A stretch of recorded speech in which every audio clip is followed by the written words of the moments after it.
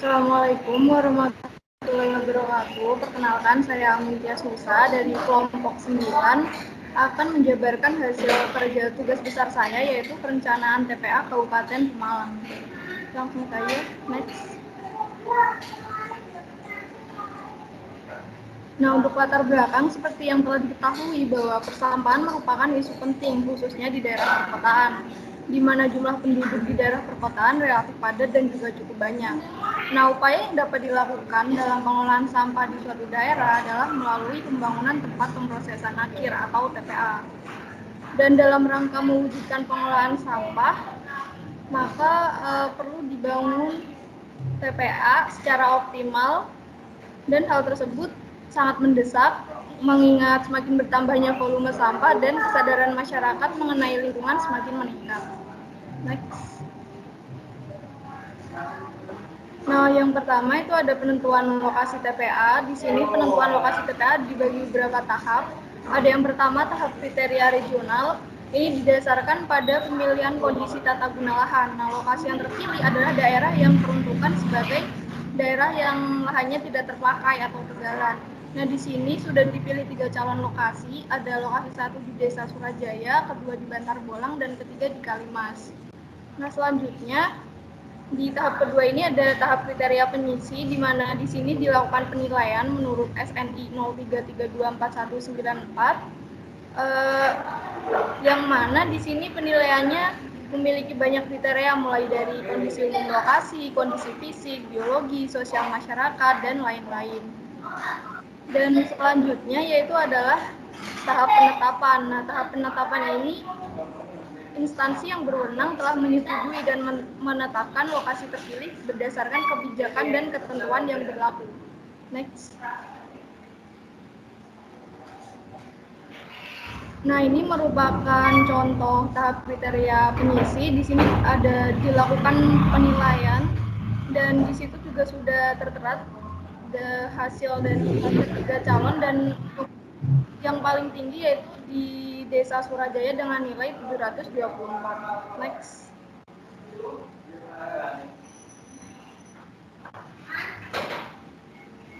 Nah, selanjutnya ada proyeksi penduduk.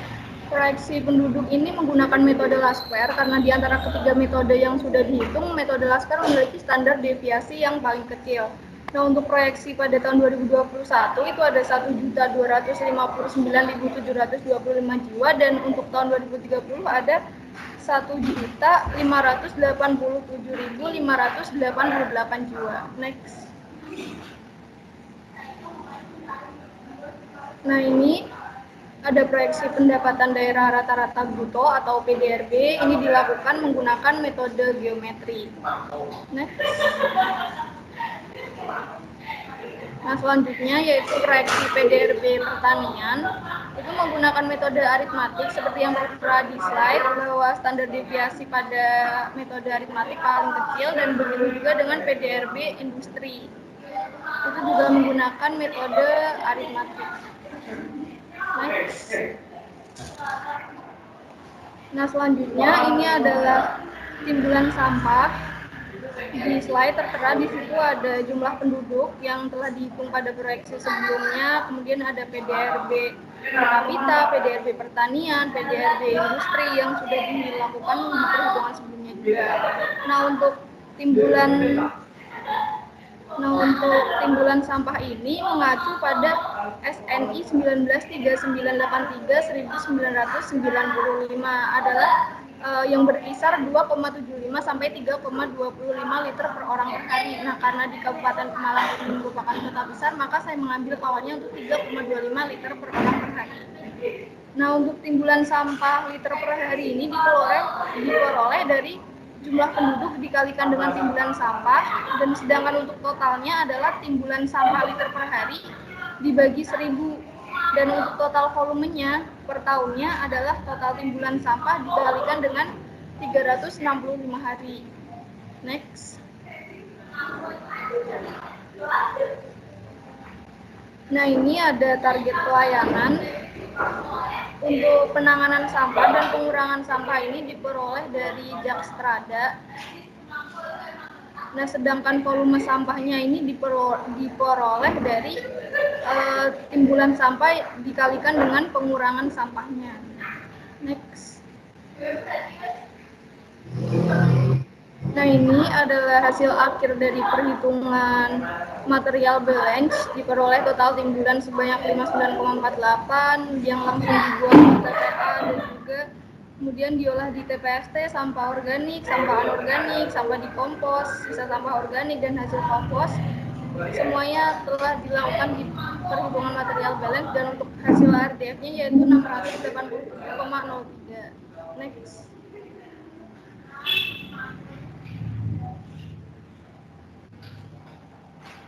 Nah, selanjutnya ini ada kebutuhan lahan. Nah, untuk asumsi yang diasumsikan di sini adalah berat jenis sampah semula itu 300 kg per meter kubik, berat jenis sampah setelah pemandaatan 600, dan untuk volume sisa sampah yang dipadatkan diasumsikan 50%.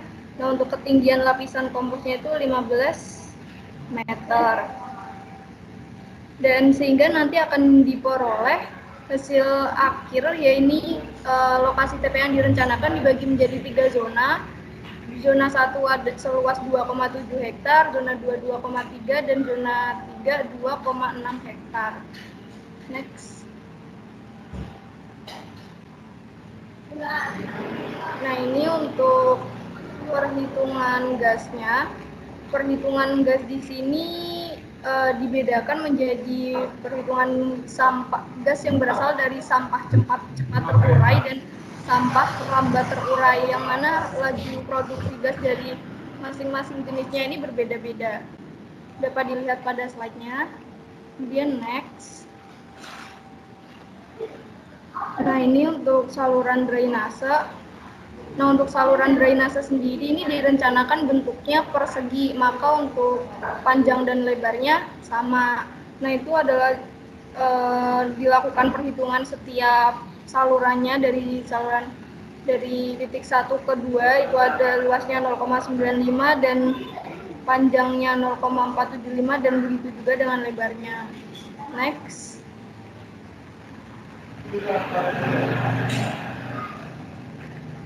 Nah, selanjutnya ini ada saluran lindi. Nah, untuk melakukan perhitungan di dimensi pipa pengembul lindi ini perlu diketahui debit lindinya, pipik, kemudian elevasi tanahnya, kemudian elevasi pipa, sehingga nanti akan dicari yang terakhir itu adalah V minimumnya, apakah dia memenuhi atau tidak. Begitu. Next. Nah, ini untuk dimensi instalasi pengolah lindi, di sini digunakan 4 kolam, yaitu kolam pengumpul, kolam anaerobik, kolam fakultatif, dan kolam maturasi. Yang masing-masing panjang dan lebarnya untuk dimensi kolamnya dapat dilihat pada slide. Next. Nah, selanjutnya yaitu perencanaan bangunan pelengkap dan alat berat. Nah, untuk bangunan direncanakan ada jembatan timbang, pos jaga, lahan parkir dan lapangan serbaguna, kantor, kemudian ada musola dan WC, kemudian pool alat berat pemadam kebakaran, ada rumah inseneratornya juga, kemudian ada TPST dan gudang serta ruang genset. Nah, untuk alat berat ini yang digunakan ada bulldozer, ekskavator, dan dump truck. Untuk bulldozer ada 3 unit, ekskavator 7 unit, dan dump trucknya ada 3 unit. Next. Nah, ini untuk yang terakhir yaitu ada perencanaan buffer zone. Diasumsikan jarak antar pohonnya ini adalah 2 meter. Nah, sehingga setelah dilakukan perhitungan dan proyeksinya, untuk jumlah pohon pada tahun 2021 ada 13 buah dan 2030 ada 69 buah. Sekian pemaparan hasil kerja tugas besar saya. Apabila ada kesalahan dan kekurangan, mohon maaf yang sebesar-besarnya. Wassalamualaikum warahmatullahi wabarakatuh. Assalamualaikum warahmatullahi wabarakatuh. Perkenalkan, nama saya Dan Pramudia, dengan NIM 351 ini presentasi mengenai tugas besar perencanaan TPA dengan studi Kota Magelang. Yang pertama yaitu latar belakang berdasarkan data SIPSN tahun 2019, jumlah sampah harian Kota Magelang pada tahun 2019 yakni 85,39 ton. Dari jumlah timbulan tersebut, sampah yang ditimbun di TPA sebesar 71,82 ton per hari dan sampah yang tidak terkelola sebesar 31,20%. Hal ini menunjukkan sistem pengelolaan sampah di Kota Magelang yang masih belum efektif dan diperlukan suatu perencanaan sistem operasional TPA yang lebih baik lagi. Kemudian untuk penentuan lokasi TPA Kota Magelang, yang pertama menggunakan kriteria regional yang berdasarkan dari tata kelola lahan dan pembukuan SNI nomor 19/3241 tahun 1994. Kemudian terpilihlah 3 calon lokasi yang berada di Kecamatan Magelang Tengah, Magelang Selatan, dan Magelang Utara. Penentuan lokasi TPA yang kedua berdasarkan kriteria penyisir, di mana dilakukan sesuai dengan SNI 03/3242 tahun 1994. Penilaian ini menyesuaikan dengan kondisi umum lokasi, kondisi fisik, biologis, sosial masyarakat, dan lain sebagainya. Dan berikut hasil dari penilaian kita calon lokasi terpilih. Dipilihlah Kecamatan Magelang Tengah dengan jumlah nilai 437. Dan berikut adalah rincian dari penilaian kriteria mengisi.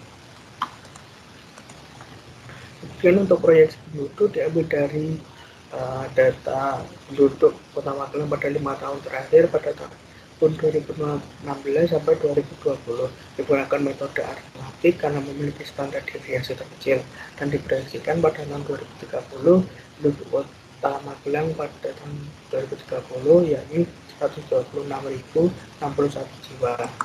Kemudian untuk proyeksi penduduk produk domestik regional bruto atau PDRB juga menggunakan data PDRB 5 tahun terakhir menggunakan metode geometri dan memproyeksikan sebesar 82.427.431,08. Kemudian untuk PDRB pertanian menggunakan metode aritmatik dan PDRB industri juga menggunakan metode aritmatik. Kemudian untuk proyeksi timbulan sampah,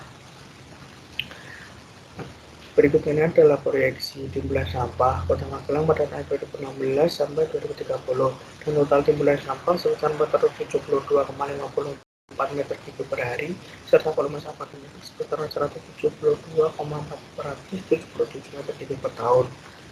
Kemudian target pelayanan sampah ini berdasarkan sejahtera maupun sejahtera. Dengan timbulan sampah yang ada diharapkan tingkat pelayanan akan mencapai 100% pada 2030 dan penanganan akan berada di angka 70% dan pengurangan sampah pada 30%. Dari tahun 2021 sampai 2030 sebesar 1.620.110,88 meter kubik per tahun sampah dapat terlayani. Kemudian untuk material balance, berikut ini adalah proyeksi penanganan timbulan sampah Kota Magelang selama 10 tahun mendatang. Menurut SIPSN Kota Magelang, sampah organik sebesar 33,70% dan anorganik sebesar 66,30%. Sampah organik akan melakukan proses pengomposan dan masuk ATF plant, dan sisa sampah anorganik akan dibuang ke TPA. Dan berikut adalah perhitungan sampah yang diolah pada RDF plant yang dapat mengangkut hasil RDF 25-27 ton RDF per hari. Komposisi sampah Kota Magelang dapat dilihat yakni komponen organik sebesar 33,7% dan anorganik yakni kertas, kaca, plastik, logam, kayu, kain, karet, dan lain-lain. Kemudian berikut adalah diagram alir dari pengelolaan sampah pada Kota Magelang yang direncanakan. Kemudian untuk kebutuhan lahan TPA berdasarkan hasil perhitungan dapat diketahui bahwa zona timbunan merupakan akumulasi luas lahan per tahun dari tahun 2021 sampai 2030. Diketahui kumulatif luas landfill untuk Kota Magelang sendiri yakni 1,62 hektar. Dan berikut adalah layout dari TPA Kota Magelang dibagi menjadi 2 zona, yaitu zona 1 dan 2, berada di Kecamatan Magelang Tengah. TPA ini melayani selama 10 tahun, zona pertama pada tahun 2021 sampai 2025 dan zona kedua pada tahun 2026 sampai 2030. Untuk perencanaan penyaluran gas untuk sampah cepat terurai, laju produksi gas sebesar 876,73 meter kubik per ton gas, dan untuk sampah lambat terurai 550,29 meter kubik per ton gas. Dan berikut adalah dari penyaluran gas. Untuk perencanaan drainase dapat dialirkan langsung ke Sungai Progo. Untuk instalasi pengolahan lidi menggunakan kolam pengumpul, kolam anaerobik, kolam fakultatif, dan kolam maturasi. Untuk dimensi IPL-nya dapat dilihat pada pojok kiri bawah. Kemudian bangunan pelengkap dan alat berat. Untuk TPA Kota Magelang sendiri memiliki bangunan pelengkap berupa gerbang masuk dan keluar, jembatan timbang, pos jaga, lahan parkir umum, dan lapangan serbaguna, kantor, musola dan WC, pool alat berat, pool pemadam kebakaran, rumah insinerator, PST, gudang, dan ruang genset. Kemudian untuk alat beratnya sendiri direncanakan untuk bulldozer 1 unit, ekskavator 2 unit, dan dumper 1 unit. Kemudian untuk buffer zone dapat dilihat seperti di tabel. Buffer zone ini berfungsi untuk sebagai pagar alami juga mengurangi aliran air permukaan, mengurangi kecepatan angin, dan mengurangi dari bau yang dihasilkan oleh landfill. Untuk rencana anggaran biaya sendiri, dari sekian uraian pekerjaan yang dilakukan, total menghabiskan dana sekitar 44 miliar rupiah. Sekian presentasi yang bisa saya sampaikan, kurang lebihnya mohon maaf. Assalamualaikum warahmatullahi wabarakatuh.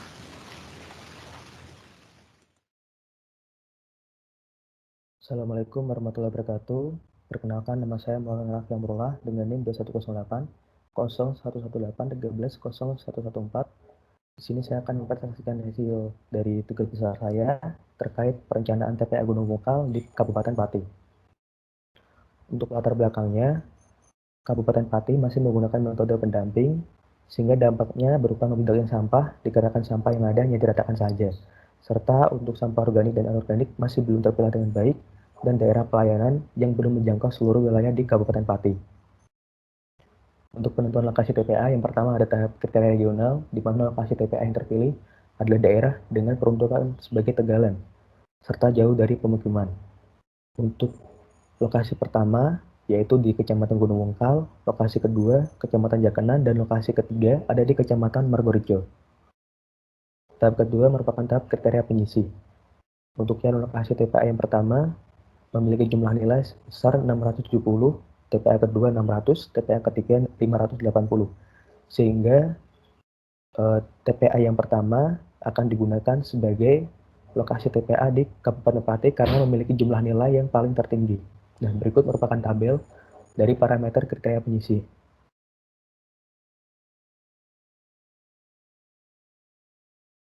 Kemudian ada proyeksi penduduk. Di sini ada jumlah penduduk di Kabupaten Pati selama 5 tahun terakhir, serta untuk mendapatkan proyeksinya hingga tahun 2030 kita menggunakan metode aritmatik di mana standar deviasinya yang paling terkecil. Begitu juga dengan proyeksi-proyeksi yang lainnya. Di sini ada PDRB. Kita menggunakan metode geometri untuk mendapatkan proyeksi PDRB tahun 2021 hingga 2030. Untuk PDRB pertanian, kita menggunakan metode aritmatik. Proyeksi PDRB industri, kita menggunakan metode aritmatik juga untuk mendapatkan proyeksi PDRB industri dari tahun 2021 hingga 2030. Kemudian untuk proyeksi timbulan sampah di Kabupaten Pati, untuk timbulan sampahnya sebesar 3,29 liter per orang per hari. Untuk timbulan sampah sebesar 4.379.192 liter per hari. Total timbulan sampah sebesar 4.379 meter kubik per hari. Total volume sampah domestik ada 1.598.405 meter kubik per tahun. Untuk target pelayanan, Penanganannya sebesar 70% di tahun 2030, untuk volume sampahnya sebesar 306.543, untuk pengurangan sampah 30%, dan volume sampah 131.375. Nah, pengurangan sampah dan penanganan sampah ini didapatkan berdasarkan Lampiran 2 Peraturan Gubernur Jawa Tengah Nomor 11 Tahun 2019. Untuk material balance, komposisinya berupa organik dan anorganik. Organik sebesar 60,17 dan sisanya merupakan anorganik dengan komposisi berupa kertas, kaca, plastik, logam, kayu, kain, karet, dan lain sebagainya. Kemudian untuk sampah yang langsung dibuang ke TPA di tahun 2030 sebesar 3.065,43 meter kubik per hari. Kemudian untuk pengolahan TPST, sisa sampah organik sebesar 158,10 di tahun 2030, serta sisa sampah anorganik sebesar 284,42 meter kubik per hari di tahun 2030. Serta untuk pengolahan TPA, sisa sampah organik di tahun 2030 sebesar 368,89 meter kubik per hari, dan sisa sampah anorganik sebesar 854,67 meter kubik per hari. Nah, untuk rencana pengelolaannya, untuk sampah organik akan dilakukan pengomposan, dan untuk sampah anorganik diolah dengan RDF dan juga insinerator. Nah, untuk sampah yang ditimbun, ini totalnya sebesar 456,23 meter kubik per hari yang didapatkan dari total abu insinerator sebanyak 85,75 meter kubik per hari, dan juga sisa organik sebesar 368,89 meter kubik per hari. Untuk kebutuhan lahan TPA, luasnya sebesar 10,06 hektar, dan untuk luas landfill di 10 tahun sebesar 7,187 hektar, di mana terdapat 3 zona. Masing-masing zona, untuk zona pertama ada 1,9 hektar, zona kedua 2,8 hektar, dan zona ketiga 2,3 hektar. Ini merupakan layout TPA di mana bangunan pelengkap terdapat 23 bangunan pelengkap, dan untuk lingkaran merah merupakan pipa gas, garis hijau pipa lindi, dan garis biru saluran drainase. Untuk perencanaan penyaluran gas, di sini ada sampah cepat terurai dan sampah lambat terurai, di mana terdapat gas CH4 dan juga gas CO2. Untuk sampah cepat terurai, produksi gas sebesar 919 meter kubik per ton, dan untuk sampah lambat terurai, produksi gas sebesar 239,82 meter kubik per ton. Nah, ini merupakan layout dari saluran gas. Untuk perencanaan saluran drainase di TPA Gunung Mekal ini dibagi menjadi 16 subcatchment yang terdiri dari zona A, zona B, C, dan zona D, serta dari jalur utara dan barat. Untuk saluran drainase ini, masing-masing salurannya langsung mengarah ke sungai dikarenakan wilayah TPA yang bersebelahan dengan sungai. Nah, dapat dilihat sendiri di Kabupaten Pati terdiri dari 3 zona landfill dan 1 zona bangunan pelengkap, dengan tiap saluran drainase langsung menuju ke sungai dan berbentuk persegi. Nah, untuk analisanya sendiri sudah memenuhi, yaitu di range antara 0,6 hingga 3 meter kubik per sekon. Untuk perencanaan saluran pengumpul lindi, totalnya sebesar 0,18 meter kubik per detik, di mana tiap zona ini nantinya salurannya langsung menuju ke IPAL, karena IPALnya berada di tengah-tengah antara zona 1, zona 2, dan zona 3. Dapat dilihat dari gambar berikut, IPL berada di huruf S. Kemudian untuk IPL, instalasi pengolah lindi, terdapat 4 kolam, yaitu kolam pengumpul, anaerobik, dan fakultatif, serta maturasi, di mana jumlahnya masing-masing 1, dengan panjang kolam pengumpul 20,8, lebar 10,4, tinggi 2, anaerobik 37,2, lebar 18,6, dan tinggi 5. Untuk fakultatif, panjangnya 93, lebarnya 46,52, serta tinggi 2. Untuk maturasi, panjangnya 127, serta lebar 63,55, dan tinggi 1,5 meter. Nah, ini merupakan perhitungan dari kolam pengumpul, anaerobik, serta kolam fakultatif, dan juga kolam maturasi. Untuk bangunan penunjangnya terdapat 23 bangunan penunjang, di mana jumlah jembatan timbang terbuat dari konstruksi baja dengan ketelitian 5 kg dan kapasitas beban 20 ton, peralatan kerja berupa peralatan pemilahan, pelengkapan petugas pengolah, fasilitas alat bersih, alat berat, dan kendaraan operasional, serta akses jalan 2 arah dengan lebar 7 meter, mampu menahan beban perlintasan 8 ton, kecepatan kendaraan maksimal 20 km per jam.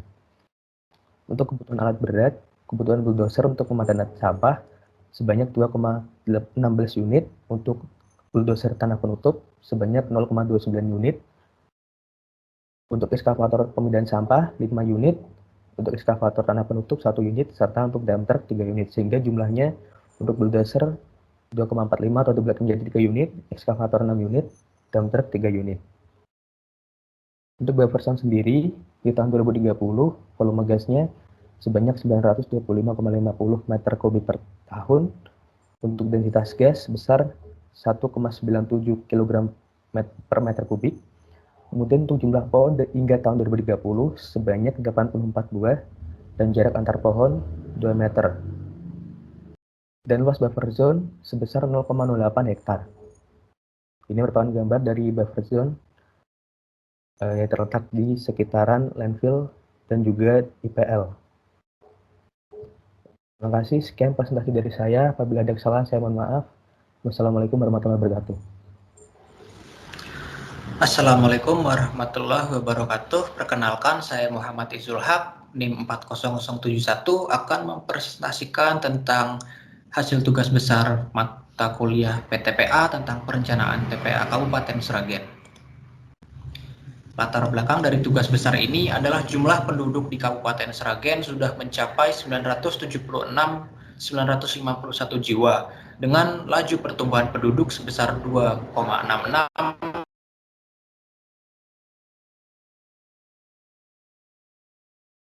dalam 5 tahun terakhir, yang juga akan meningkatkan jumlah. Di sisi lain, masih terdapat lahan kosong yang bisa dimanfaatkan sebagai lahan TPA, sehingga bisa dilakukan pembangunan TPA sanitary landfill untuk pelayanan sampah Kabupaten Sragen selama 10 tahun ke depan. Untuk penentuan lokasi TPA Kabupaten Sragen, pertama dilakukan pemilihan calon lokasi TPA dengan tahap kriteria regional. Didapatkan 3 calon lokasi TPA, yaitu 1 titik di Kecamatan Sumberlawang dan 2 titik di Kecamatan Gesi. Kemudian tahap kriteria penyisih, terpilih calon lokasi 1 di Kecamatan Sumberlawang yang didapatkan dari penilaian SNI nomor 033241 tahun 1994 dengan penilaian didasarkan pada kriteria umum dan juga kriteria lingkungan fisik, dengan lahan di Kecamatan Sumberlawang mendapatkan nilai sejumlah 709.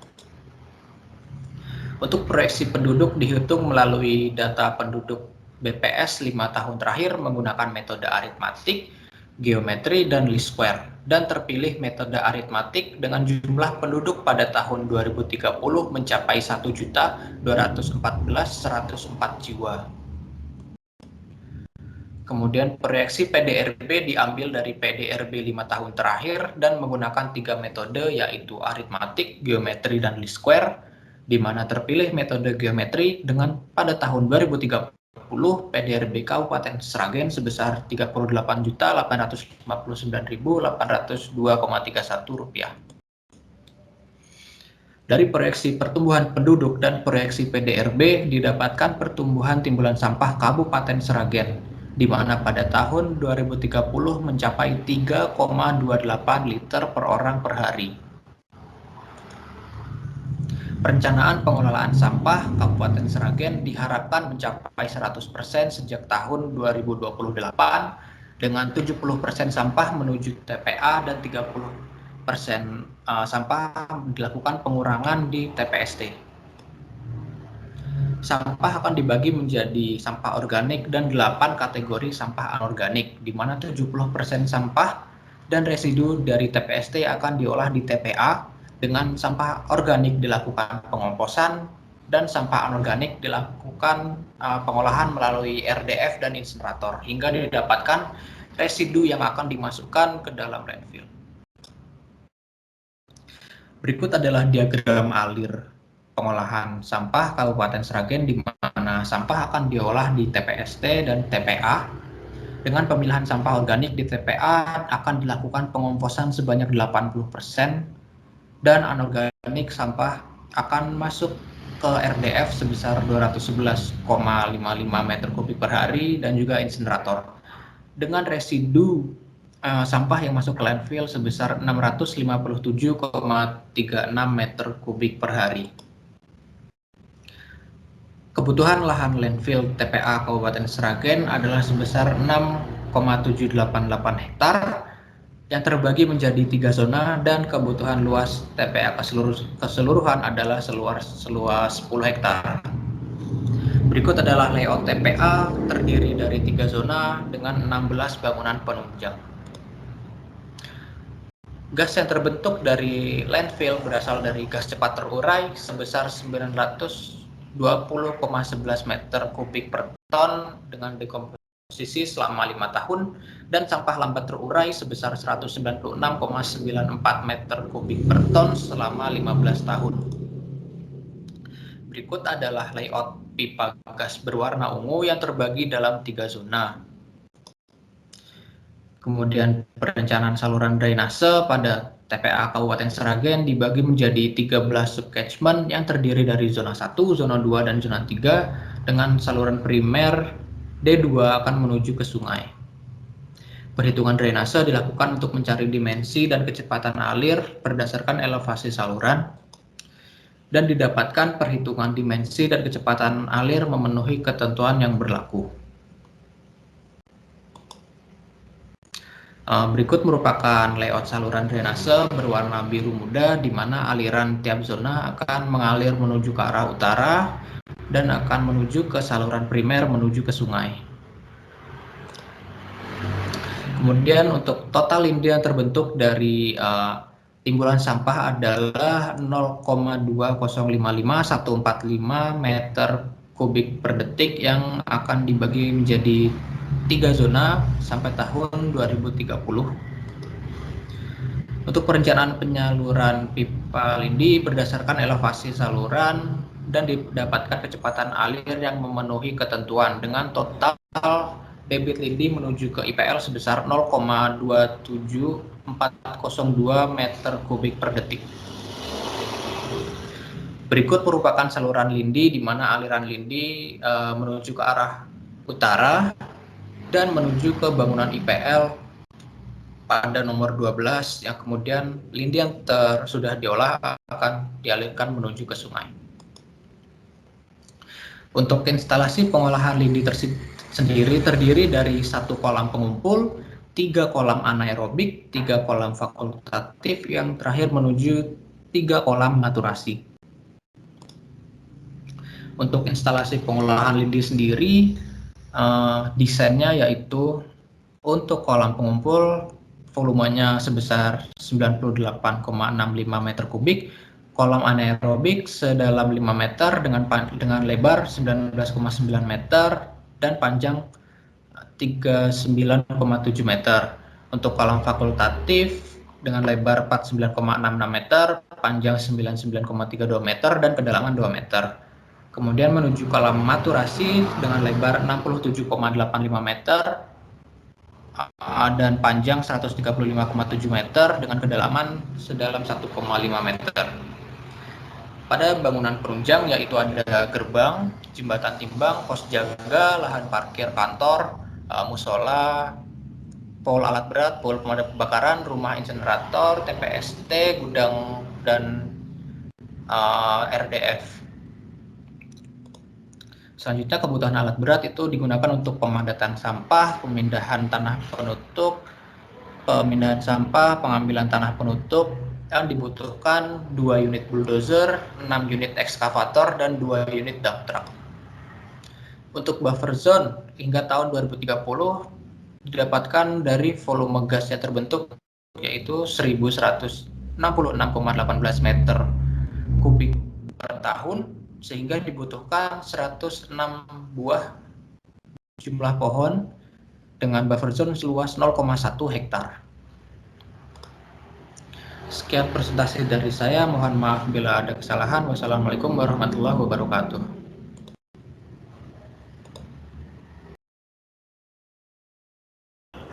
Assalamualaikum warahmatullahi wabarakatuh. Perkenalkan, saya Rizka Yorosami, NIM 20026 dari kelompok 9 akan mempresentasikan mengenai tugas besar PTPA, yaitu perencanaan TPA di Kabupaten Kudus. Untuk latar belakang dari perencanaannya ini merupakan persoalan mengenai sampah di Kabupaten Kudus, di mana sampah mengunduk di sepanjang jalan hingga sampah tersebut membusuk. Hal tersebut terjadi karena tidak tersedianya tempat pengolahan sampah. Oleh karena itu, perlu direncanakan sistem pengolahan sampah yang optimal. Menurut data pemutakhiran strategi sanitasi Kabupaten Kudus tahun 2018, volume sampah rata-rata Kabupaten Kudus per hari sebanyak 585,6 meter kubik dan hanya sebanyak 275 meter kubik per hari yang diangkut ke TPA.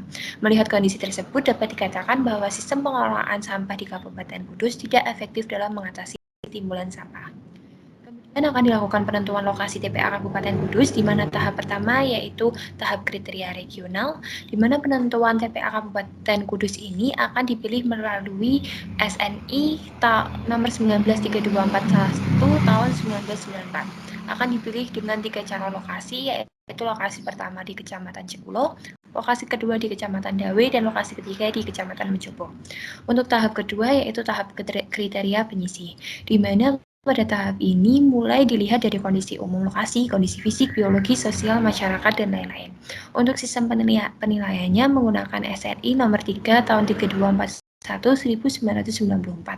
Untuk lokasi yang dipilih menggunakan nilai total scoring yang terbesar, yaitu dengan total kecamatan di Cikulo sebesar 694, kecamatan Dawe 535, dan kecamatan Mejobo 475. Oleh karena itu akan dipilih TPA di kecamatan Cikulo dengan perolehan scoring yang tertinggi. Ini merupakan scoring dari TPA Cikulo di mana totalnya adalah 694.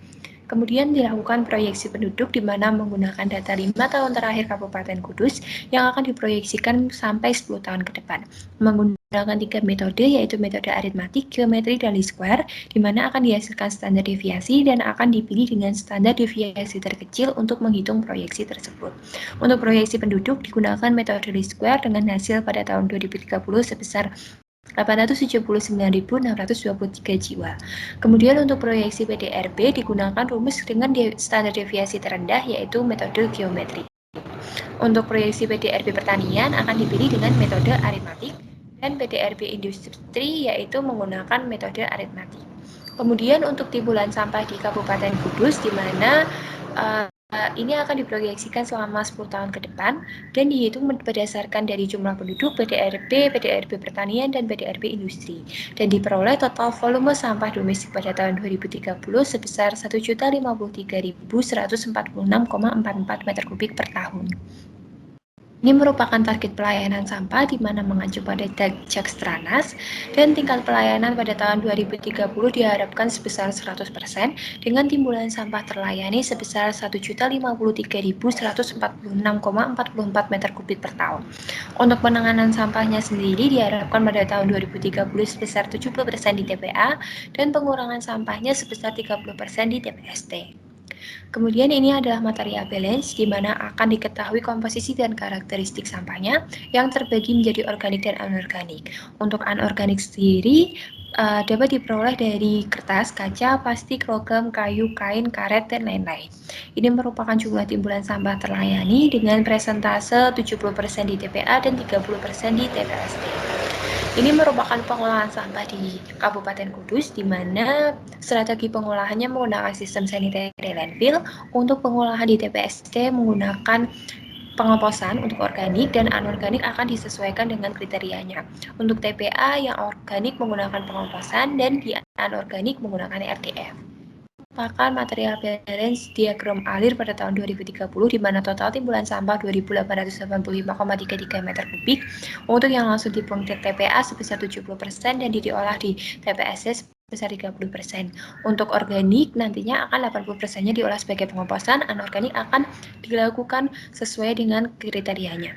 Kemudian dari sampah yang langsung dibuang ke TPA dengan residu di TPST akan ditimbun, dengan yang organik akan dilakukan 80% pengomposan dan anorganik akan dilakukan RDF dan insinerasi. Sisa organik dari pengomposan dan abu insinerator dari pembakaran akan ditimbun sebanyak 470,01 meter kubik per hari. Ini merupakan kebutuhan lahan TPA di mana dilakukan perhitungan dari timbulan sampah. Pada tahun 2030, TPA di Kabupaten Kudus membutuhkan lahan sebesar 7,99 hektar dengan terbagi menjadi dua zona. Zona pertama yaitu 2,546 hektar dan zona kedua sebesar 2,784 hektar. Ini merupakan layout dari TPA di mana terbagi menjadi dua zona. Di sini ada bangunan penunjang TPA, ada buffer zone, di sini ada pintu keluar masuk operasional, dan di sini ada bangunan IPL. Ini merupakan perencanaan penyaluran gas di mana gas harus diolah agar tidak menjadi ledakan dan mencemari lingkungan, sehingga perlu pipa ventilasi untuk mengalirkan gas ke udara terbuka. Untuk produksi gas sampah cepat terurai sebesar 919,95 meter kubik per ton, untuk produksi gas sampah lambat terurai sebesar 198,95 meter kubik per ton. Ini merupakan layout dari penangkap gas di mana terdapat pipa lingkaran di sini.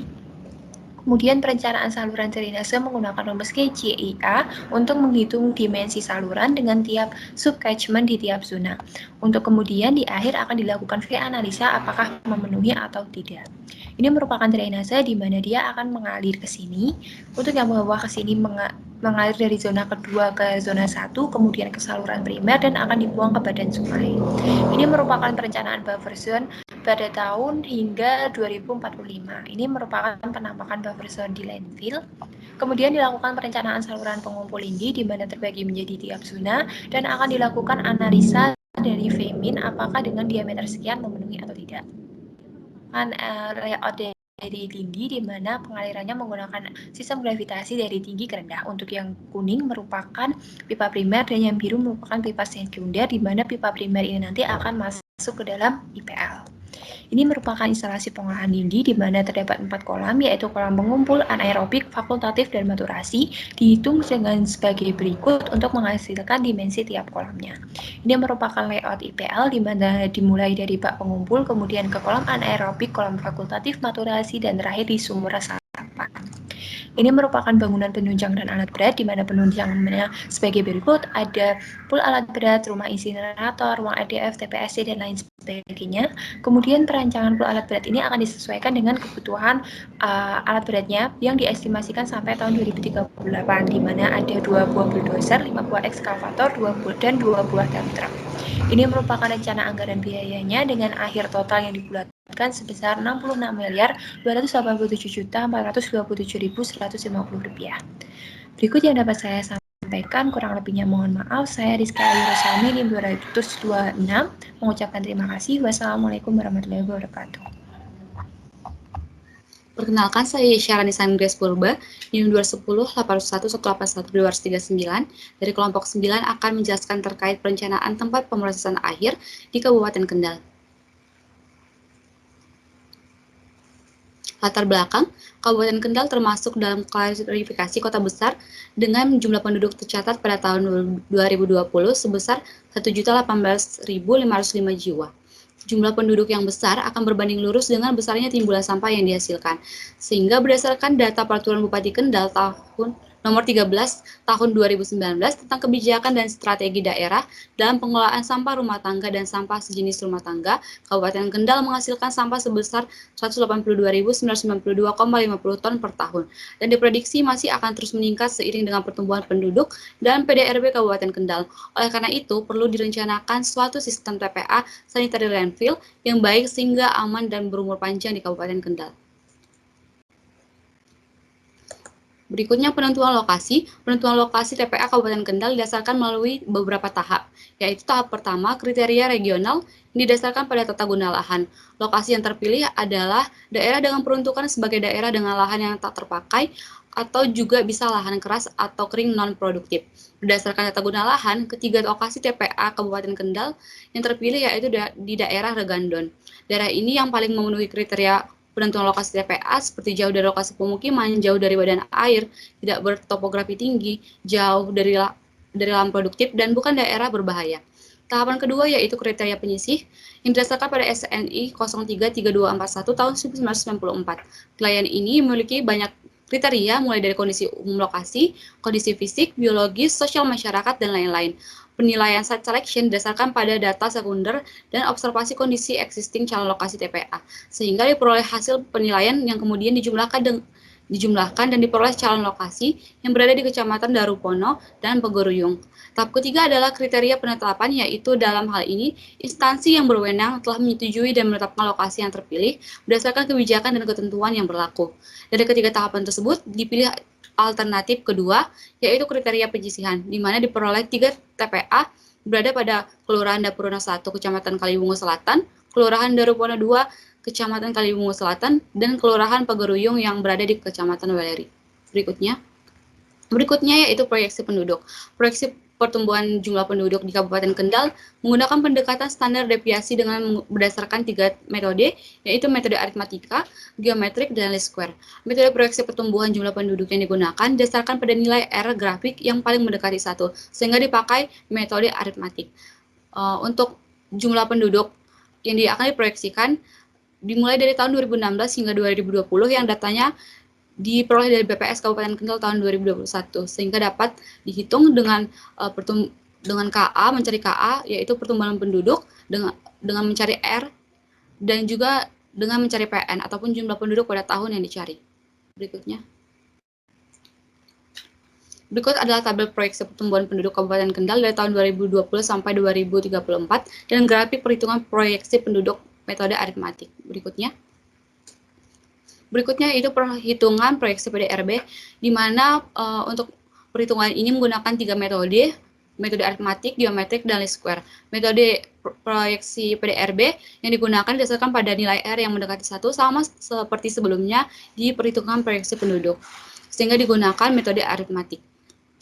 Untuk proyeksi PDRB digunakan juga dari tahun 2016 sampai 2020 yang datanya diperoleh dari BPS. Berikut adalah tabel dan grafik proyeksi PDRB Kabupaten Kendal tahun 2020 sampai 2031. Berikutnya.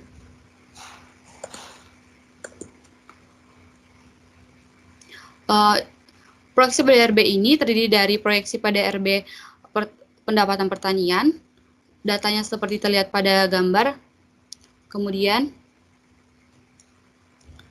proyeksi PDRB pendapatan penduduk, kemudian adalah proyeksi sampah. Berdasarkan proyeksi penduduk di atas dapat dilakukan perhitungan untuk memperkirakan timbulan sampah domestik dan non-domestik di Kabupaten Kendal dari tahun 2030 hingga tahun 2031. Berikut adalah contoh perhitungannya, di mana timbulan sampah diperoleh dari timbulan kapita dikalikan jumlah penduduk, sehingga nanti akan diperoleh tingkat pelayanan pada tahun 2030 mencapai 100%, ataupun timbulan sampah terlayani sebesar 3.811,61 meter kubik per hari. Berikut adalah data timbulan sampah domestik yang diperoleh. Jadi di sini ada juga timbulan sampah domestik, sehingga nanti dari kedua timbulan sampah domestik dan non-domestik akan diperoleh timbulan sampah total. Ini adalah proyeksi sampah di mana pada tingkat pelayanan 100% dibutuhkan 70 TPA dan 30 TPS. Kemudian rencana pengelolaan sampah. Pengelolaan sampah di Kabupaten Kendal ini direncanakan dengan menggunakan pengelolaan dengan pengolahan data pada proses pengumpulan dan pengolahan di TPS. Perencanaan yang akan dilakukan selama 10 tahun ini menggunakan perhitungan material balance yang dilakukan dengan menerapkan konsep bentuk pengelolaan dengan pengolahan pada tingkat TPS dan TPA. Pada material balance ini terdiri dari sampah anorganik dan organik, di mana nanti sampah organik akan dilakukan pengomposan, sementara anorganik akan disesuaikan dengan kriteria sampah. Berikut adalah data recovery factor sampah anorganik. Kemudian adalah kebutuhan lahan. Kebutuhan lahan ini dapat dicari dengan rumus yang tertera seperti pada layar.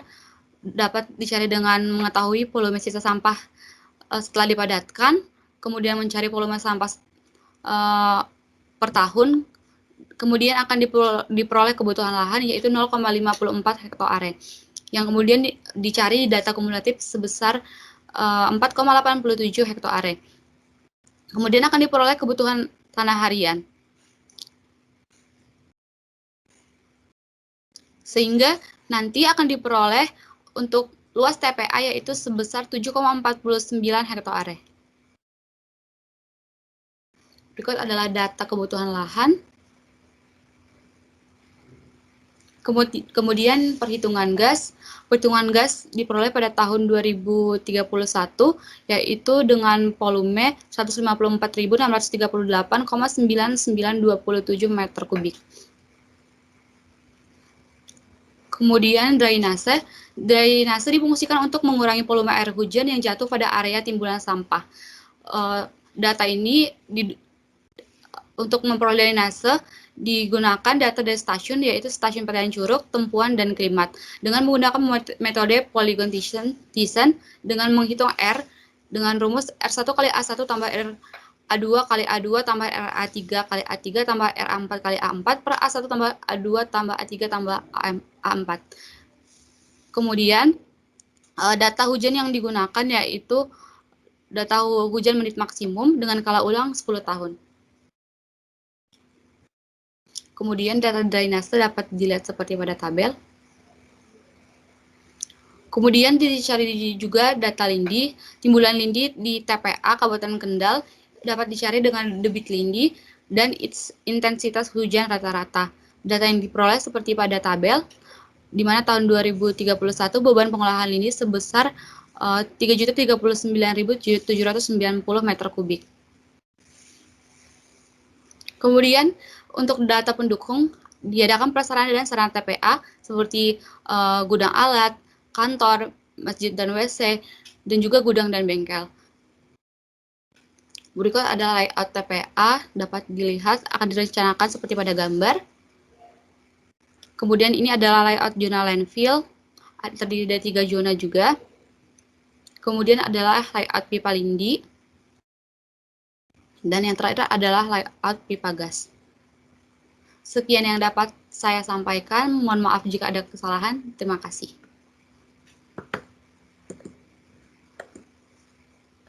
Assalamualaikum warahmatullahi wabarakatuh. Perkenalkan, nama saya Ziyadatul Husna dengan NIM 210801181 dari Departemen Teknik Lingkungan Universitas Diponegoro. Di sini akan menjelaskan mengenai hasil dari tugas besar mata kuliah PTPA mengenai perencanaan TPA di Kabupaten Demak.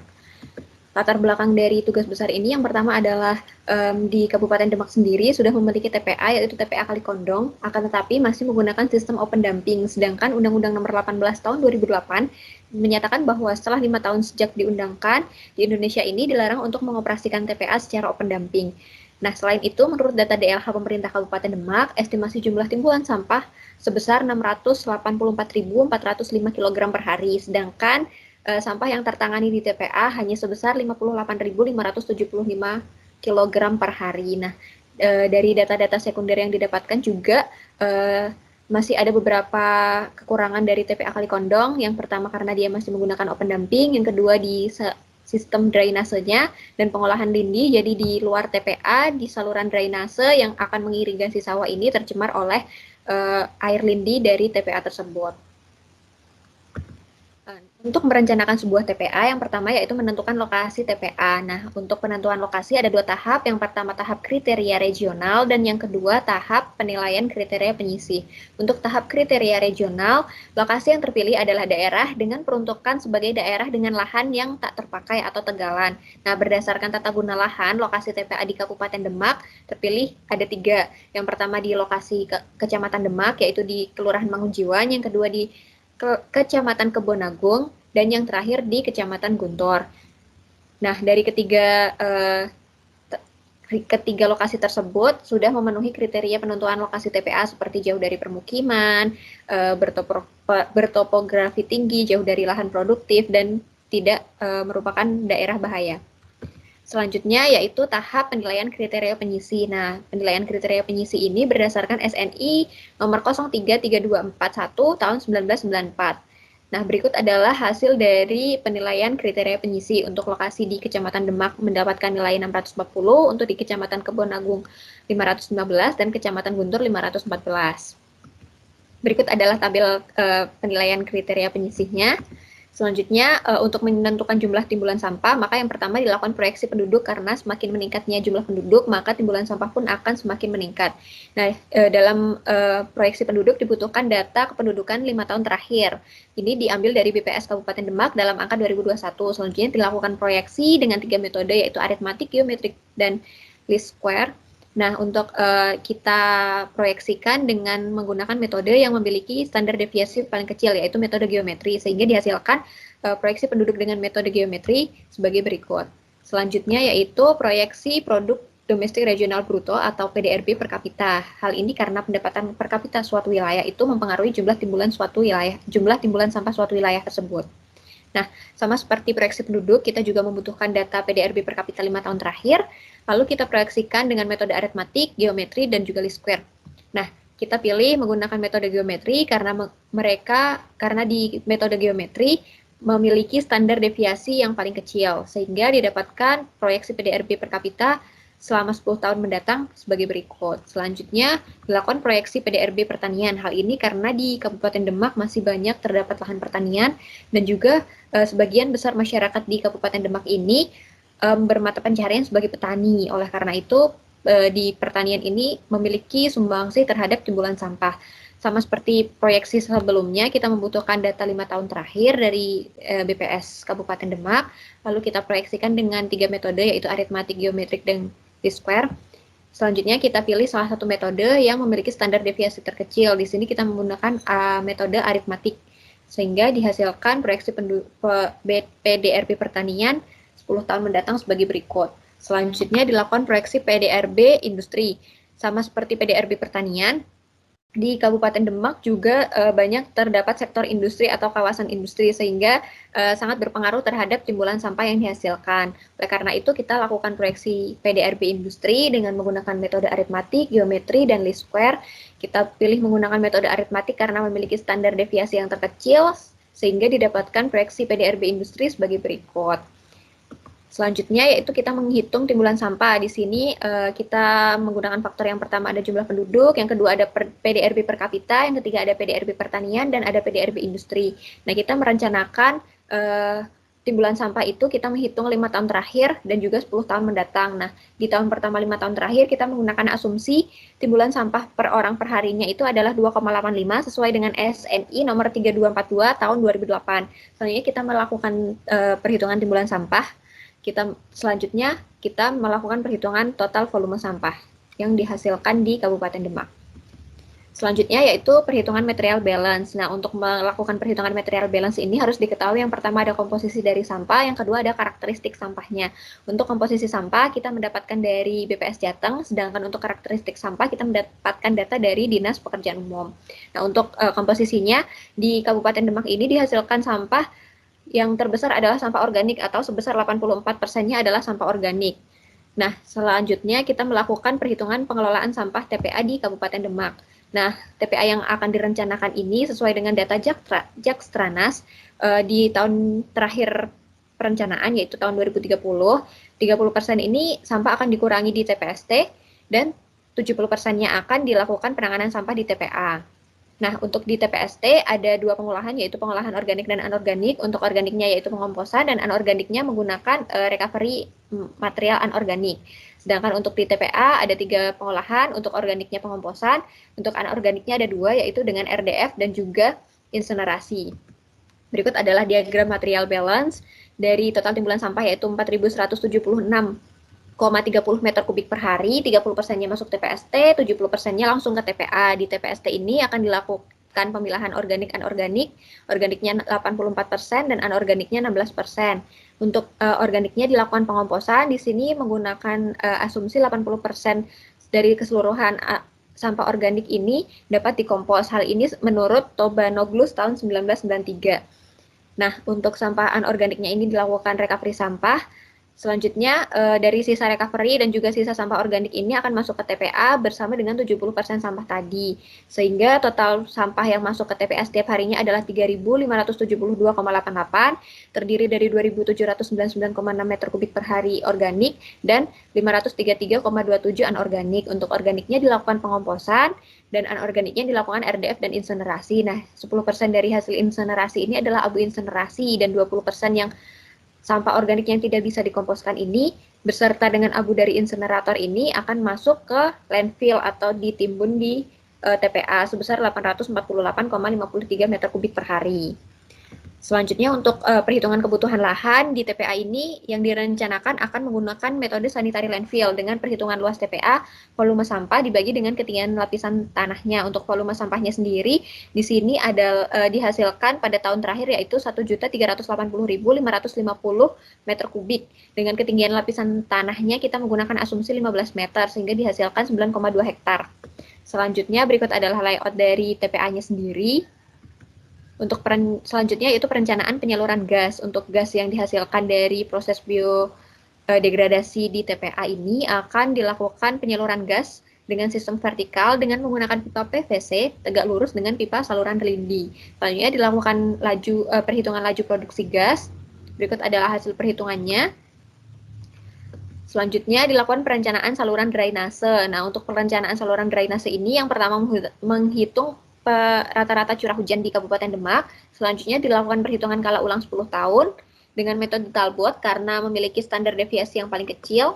Nah, selanjutnya dilakukan perhitungan dimensi dari saluran drainase. Nah, didapatkan elevasi terendah dari saluran drainasenya adalah 3,5 meter dengan kedalaman saluran drainase itu antara 1 sampai 1,5 meter dan lebar 0,3 meter. Nah, untuk kecepatannya di saluran primer itu sebesar 0,8 meter per second. Berikut adalah layout dari saluran drainasenya. Selanjutnya perencanaan saluran pengumpul lindi.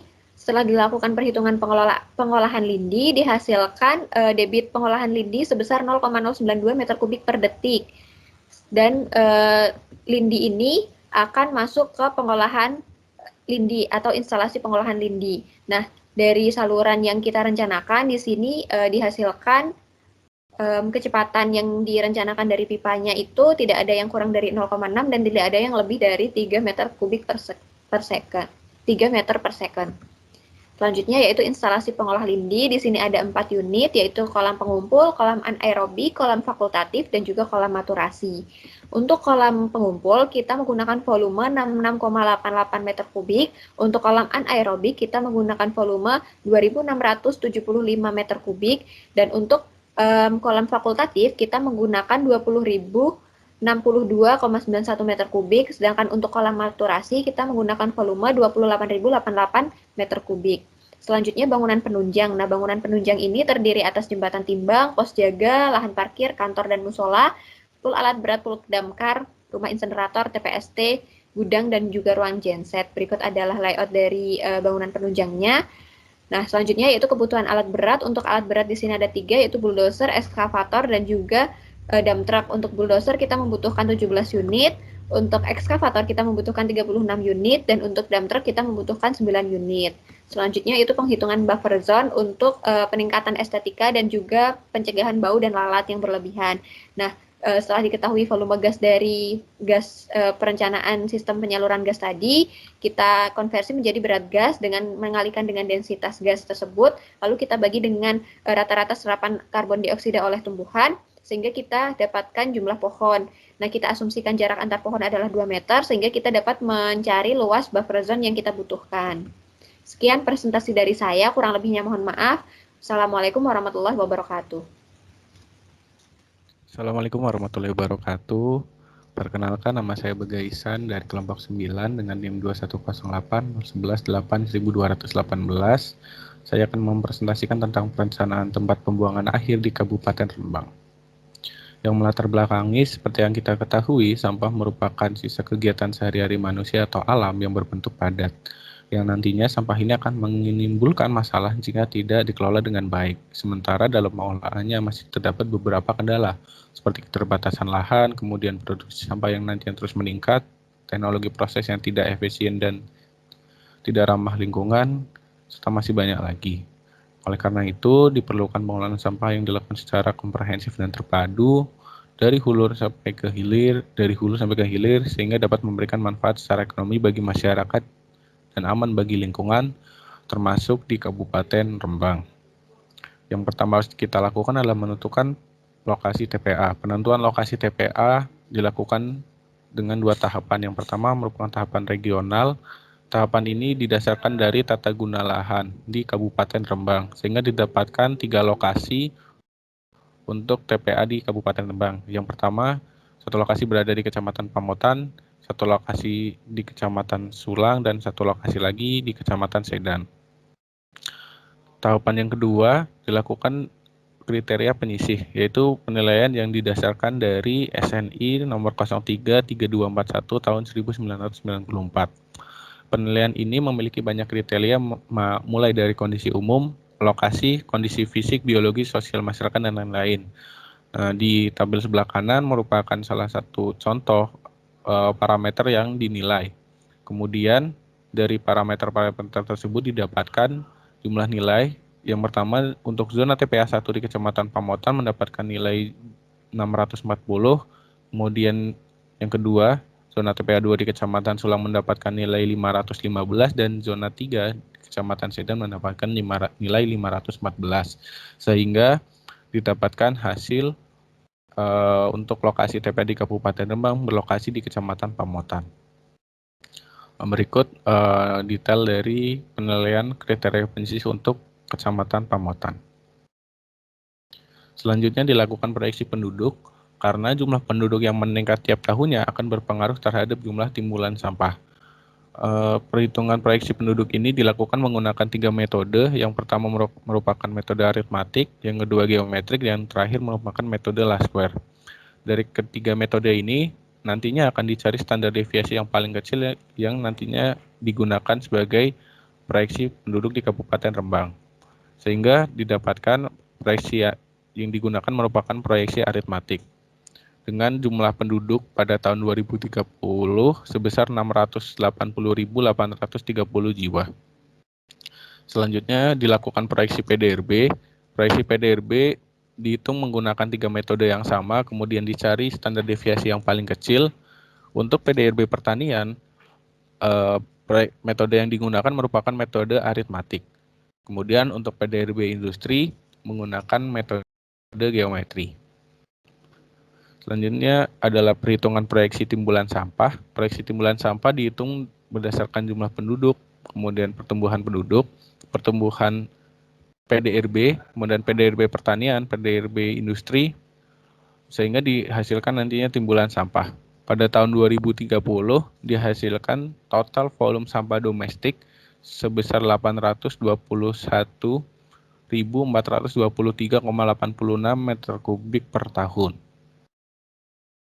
Kemudian ada target pelayanan sampah.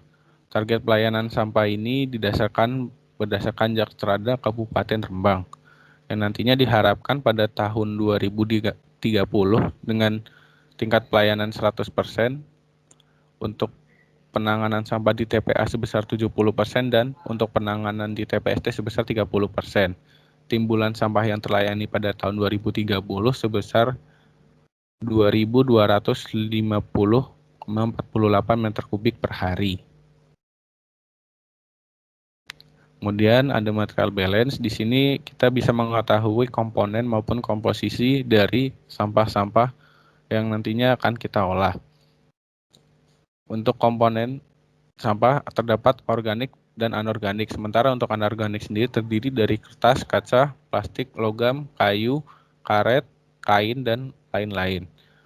Perhitungan persentase untuk anorganik berdasarkan dari SPSN Kabupaten Rembang. Berikut pengolahan yang dilakukan, yaitu dilakukan di TPST dengan cara pengomposan, dan juga untuk sisa sampah anorganiknya akan dilakukan sesuai dengan jenis sampah yang terdapat di TPST. Kemudian untuk di TPA dilakukan pengolahan, pengomposan, dan juga untuk anorganiknya dilakukan pengolahan secara RDF. Dari perhitungan material balance ini didapatkan total timbulan sebesar 2.250,48 meter kubik per harinya, yang nantinya akan diolah di TPST sebesar 675,14 meter kubik, kemudian yang nantinya akan diolah menjadi hasil kompos atau hasil kompos yang diharapkan sebesar 205,89 meter kubik, dan juga untuk di RDF 292,44 meter kubik. Nah, berikut merupakan diagram alirnya. Selanjutnya, perhitungan kebutuhan lahan. Kebutuhan lahan di sini didasarkan dari volume sampah yang masuk dan juga kebutuhan lain seperti tanah penutup harian dan lain-lain. Didapatkan dari kebutuhan lahan ini sebesar 4,37 hektare yang dimana dibagi menjadi 3 zona. Berikut merupakan layout dari TPA di Kabupaten Rembang. Di sini terdapat zona 1, zona 2, dan juga zona 3. Kemudian di sini adalah bangunan-bangunan penunjang, dan di sisi paling atas merupakan pengolahan lindi. Selanjutnya ada perhitungan gas. Dekomposisi sampah dalam kondisi anaerobik dapat menimbulkan gas, terutama gas metana, kemudian NH3, CO2, dan CO. Dalam hal ini kita perlu menghitung dari laju produksi gas yang dihasilkan, dan didapatkan untuk sampah yang cepat terurai, untuk produksi gasnya sebesar 898,28 meter kubik per ton.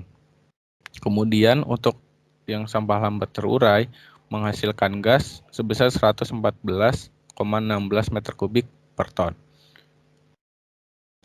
Berikut merupakan laju produksi dari tiap tahunnya atau akhir tahun. Di sini juga dilakukan perancangan sistem penyaluran gas, di mana ventilasi vertikal merupakan ventilasi yang bertujuan untuk membentuk aliran gas dalam satu sel. Kemudian untuk ventilasi horizontal merupakan ventilasi yang membebaskan gas yang berbentuk dalam satu lajur ke udara bebas. Dan ventilasi air merupakan ventilasi yang akan didirikan pada saat timbunan akhir sudah terbentuk. Selanjutnya ada saluran drainase. Saluran drainase di sini digunakan untuk mengalirkan air limpasan agar tidak tertimbun dengan sampah. Di sini dilakukan perhitungan berdasarkan dari perhitungan stasiun cuaca, kemudian dilakukan model Polygon Tisan untuk perhitungannya, dan digunakan data hujan per menit maksimal dengan kala ulang sebesar 10 tahun. Dan kemudian didapatkan dari debit, kemudian nantinya akan dihitung untuk V-analisanya dan nantinya akan memenuhi atau tidak dengan ukuran dimensi dari drainase tersebut. Berikut merupakan layout untuk pipa drainase. Selanjutnya buffer zone. Buffer zone di sini sendiri adalah untuk selain untuk estetika dan juga sebagai penghijauan nantinya di lahan-lahan TPA. Kemudian dilakukan saluran lindi. Di sini dilakukan perhitungan saluran lindi dengan menggunakan acuan debit lindi dan juga intensitas hujan rata-rata. Kemudian akan didapatkan V minimal yang nantinya akan dipertimbangkan apakah memenuhi atau tidak. Berikut merupakan layout untuk saluran lindi di zona di TPA Kabupaten Rembang. Didapatkan juga dihitung instalasi pengolahan lindi yang terdiri dari kolam pengumpul, kolam anaerobik, kolam fakultatif, dan juga kolam maturasi. Selanjutnya terdapat prasarana dan sarana TPA yang terdiri dari gerbang masuk, jembatan timbang, pos jaga, lahan parkir umum dan lapangan serbaguna, kantor, musola dan WC, pool alat berat, pool alat pemadam kebakaran, rumah insinerator, TPST, gedung dan ruang genset, dan nantinya ada RDF. Kemudian terdapat kebutuhan alat berat seperti bulldozer, ekskavator, dan dump truck Untuk bulldozer sendiri terdapat 2 unit dan ekskavator 3 unit, dan untuk dump truck 4 unit. Di sini juga ada RAB untuk pekerjaan ataupun pengadaan TPA di Kecamatan Pamotan ini dengan biaya sebesar 66.287.427.150 miliar rupiah. Sekian presentasi dari saya. Terima kasih. Wassalamualaikum warahmatullahi wabarakatuh. Baiklah, saya akan menjelaskan tentang tugas besar saya dengan judul Perencanaan Tempat Pemrosesan Akhir Kabupaten Jepara. Saya Dimrana Gultom dengan NIM 21080111140113. Topik pembahasannya ada 8, yaitu penentuan lokasi TPA, proyeksi penduduk PDRB dan sampah, rencana pengolahan sampah, material balance, kebutuhan lahan, perhitungan lahan, sarana TPA, dan layout TPA. Pemilihan lokasi TPA secara geografis, alternatif lokasi 1, berlokasi di Kecamatan Pakis Aji, Kabupaten Jepara. Jarak sama lokasi TPA dengan ibu kota Kabupaten Jepara yaitu 11,2 km. Karakteristik lokasi yaitu pertanian lahan kering dengan elevasi tertinggi adalah 128 mdpl dan terendah adalah 106 mdpl. Jarak dan perumahan terdekat yaitu 96,7 meter.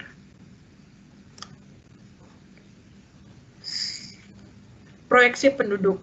Proyeksi penduduk yang digunakan dalam perhitungan dalam Kabupaten Jepara ini yaitu proyeksi dengan metode least square dengan nilai standar deviasi yaitu 1.211.049. Kemudian proyeksi PDRB. Proyeksi PDRB pendapatan per kapita yaitu dengan metode geometri yaitu 9.568.679 rupiah,88. Yang kedua, proyeksi PDRB pertanian. Dengan metode geometri nilainya 84.685.572,6 rupiah. Proyeksi PDRB industri dengan metode arimatik yaitu 3.608.320.694 rupiah. Berikut merupakan perbandingan timbulan sampah berdasarkan jumlah penduduk dan berdasarkan PDRB yang diproyeksikan dengan persen pelayanan hingga tahun 2030. Lalu dipilih metode yang menghasilkan unit timbulan sampah paling besar.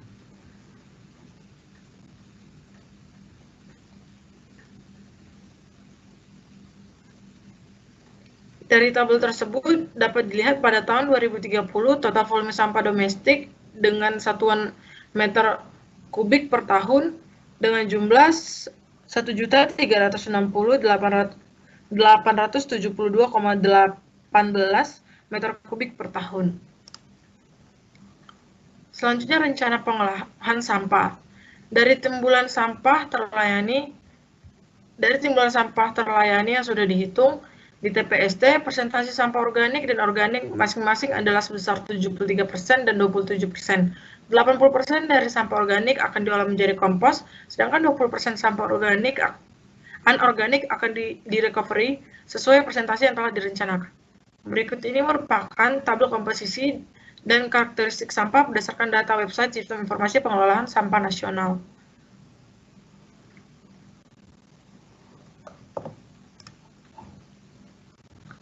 Material balance. Diketahui total timbulan sampah tahun 2030 adalah sebesar 2.849,23 meter kubik per hari.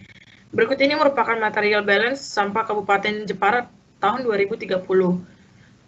Total timbulan 2.885,33 yang dikelola pemulung itu 0 atau tidak ada, langsung dibuang ke TPA tanpa pengolahan 2019.000,73, diolah di TPST 865,60, sampah organik 631,89, sampah anorganik 233,71, sampah dikompos 505,51, sisa sampah organik 126,38, hasil kompos 505,51, dan RDF 163,60.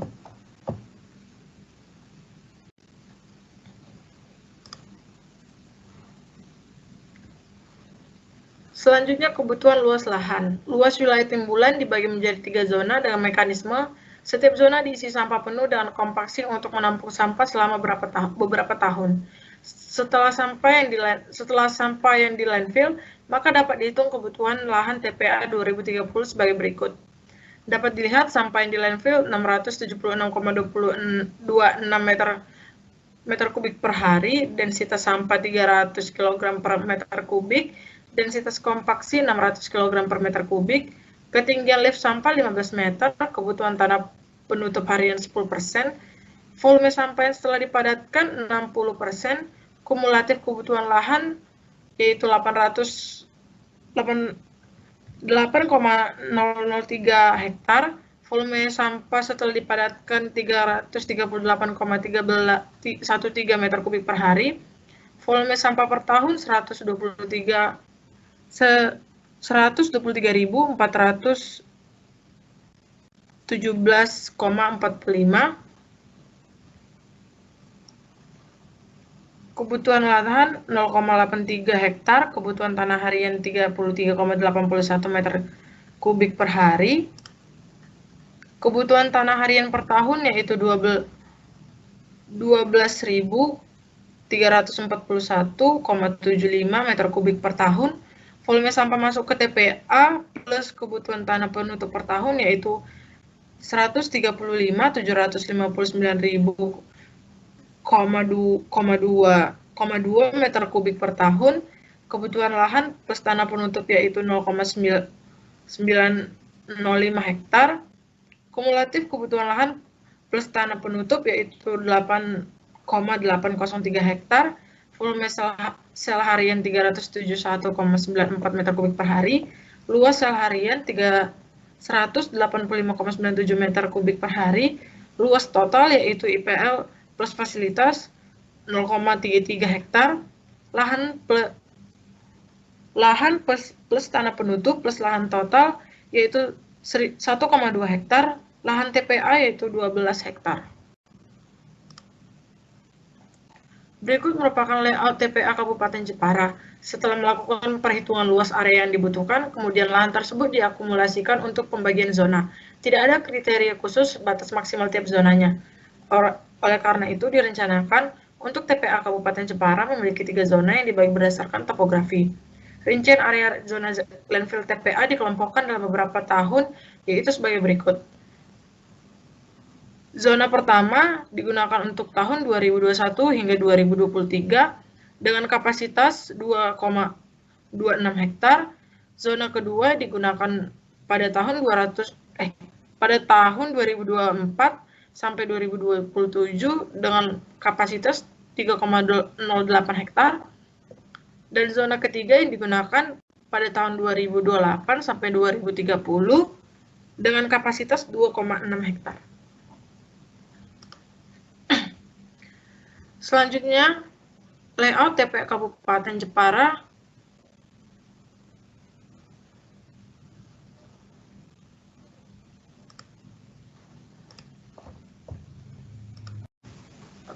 Selanjutnya, perhitungan drainase. Berikut dilampirkan layout TPA Kabupaten Jepara dengan drainasenya. Fungsi drainase TPA adalah untuk mengurangi volume air hujan yang masuk pada area timbunan sampah. Selain itu, saluran ini juga berfungsi untuk mencegah kemungkinan lolosnya lindi dari sel sampah ke luar TPA yang dapat mencemari lingkungan sekitar TPA. Desain saluran keliling sel sampah didasarkan pada curah hujan yang terjadi di area TPA dan volume lindi yang dihasilkan dari penimbunan sampah. Berikut contoh perhitungan drainase. Yang pertama, penentuan jalur saluran drainase TPA. Ruas saluran dihitung adalah saluran A1 ke A2. Luas catchment area adalah 4.500 meter persegi. Peruntukan lahan sebagai zona landfill. Nilai C dari penentuan lahan adalah 0,4. Beda tinggi lahan atau delta H adalah 3 meter, panjang lahan adalah 100 meter, slope lahan 0,004 meter, 0,04 meter. Beda tinggi saluran yang direncanakan adalah 0,4 meter, panjang saluran adalah 100 meter, slope saluran adalah 0,004 meter, kecepatan atau V asumsi adalah 0,3 meter per sekon.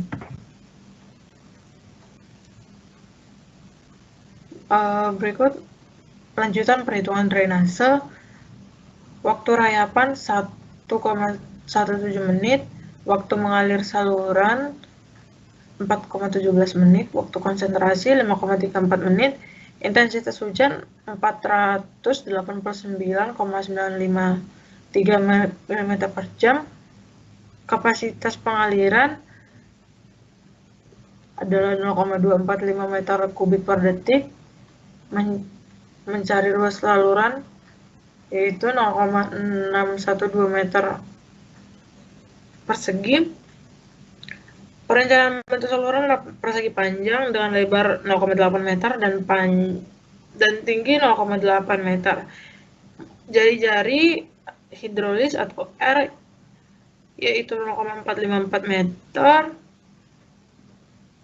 freeboard atau F 0,2 meter, mencari H rencana yaitu 1 meter, menentukan kecepatan sesungguhnya yaitu 0,86 meter per detik. Selanjutnya perhitungan gas dilampirkan layout TPA Kabupaten Jepara dengan saluran gas. Perencanaan pipa penyalur gas TPA dilakukan dalam pendekatan empiris dan mengacu kepada literatur yang ada. Dekomposisi sampah dalam kondisi anaerobik dapat menimbulkan gas terutama gas metana atau CH4 dan NH3, CO2, dan CO. Gas mengalir sebagai akibat adanya suatu perbedaan tekanan dan konsentrasi sehingga adanya perbedaan gas di suatu titik, maka gas di bagian lain akan mengalir menuju titik pembebasan tersebut. Berikut merupakan tabel rekapitulasi produksi gas total, yaitu sampah cepat terurai dengan produksi gas 890,394 meter kubik, sampah lambat terurai dengan produksi gas 99,124 meter kubik, dan total dari keduanya yaitu 989,519 meter kubik. Selanjutnya adalah perhitungan lindi. Dapat dilihat layout TPA Kabupaten Jepara dan saluran lindi. Jaringan pipa dipasang menuju ke elevasi yang lebih rendah atau secara gravitasi dengan pemasangan kemiringan pipa di antara 1-2% untuk memudahkan pengaliran lindi yang terbentuk keluar sel sampah. Parit yang menampung lindi di sekeliling sel sampah dibangun juga untuk mengalirkan lindi dari sistem drainase yang selanjutnya dialirkan ke tempat pengolahan lindi yang diolah secara anaerobik. Berikut merupakan contoh perhitungannya, dapat dilihat.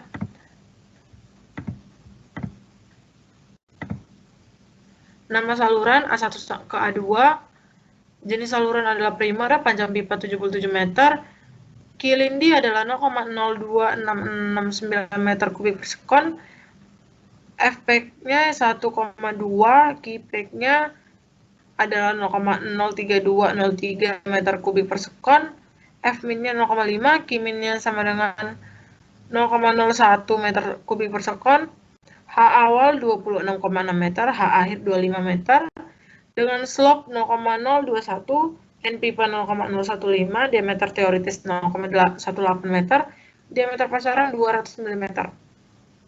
Dengan VF yaitu 1,3 meter per sekon, Q full 0,04 meter per sekon, Q peak per Qf sama dengan 0,782 meter kubik per sekon, D per D yaitu 0,701, dengan Vmin per Vpul sama dengan 1,080 dengan volume minimal 0,828 meter per detik. Selanjutnya kebutuhan alat berat dengan kondisi landfill, timbulan sampah yaitu 676,26 meter kubik per hari, tinggi timbunan yaitu 3,90 meter, luas timbunan 173,4 meter persegi per hari, tinggi tanah penutup yaitu 0,3 meter, dan kebagian tanah penutup yaitu 52,02 meter kubik per hari. Dari data kondisi landfill, maka kebutuhan alat berat, kebutuhan bulldozer yaitu 2,28 buah, kebutuhan bulldozer 0,31 buah, kebutuhan ekskavator 5 buah, kebutuhan ekskavator 1 buah, kebutuhan dump truck. Assalamualaikum warahmatullahi wabarakatuh. Perkenalkan, saya Feramila Sari, NIM 21080011181200019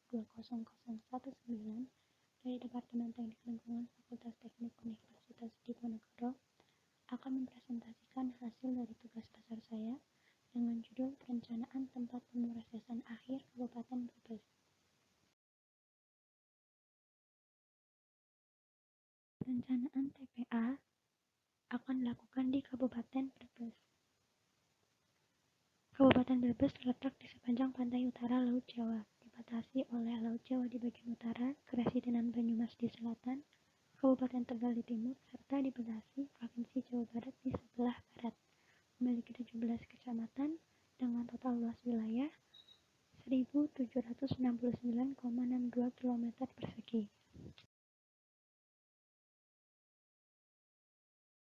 Penentuan lokasi TPA.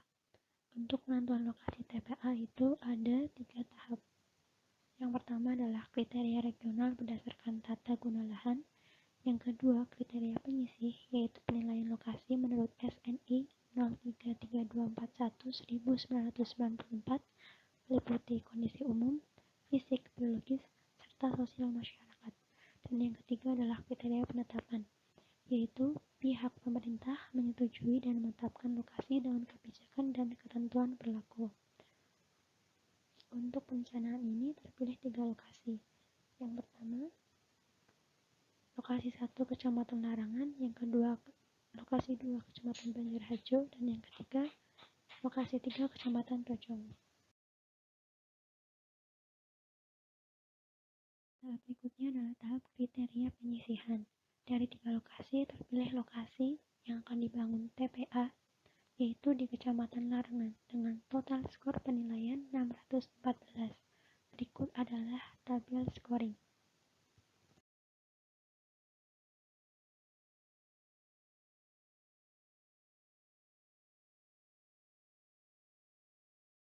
Proyeksi penduduk. Proyeksi penduduk dihitung berdasarkan metode aritmatik, geometri, dan least square.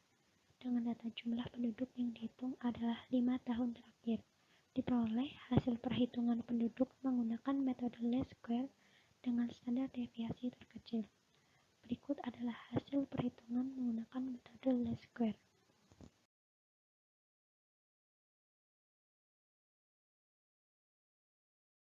Proyeksi penduduk. Berikut adalah proyeksi penduduk Kabupaten Brebes 10 tahun mendatang dengan jumlah penduduk di tahun 2021 adalah 1.756.544 jiwa dan jumlah penduduk di tahun 2030 adalah 2.110.109 jiwa.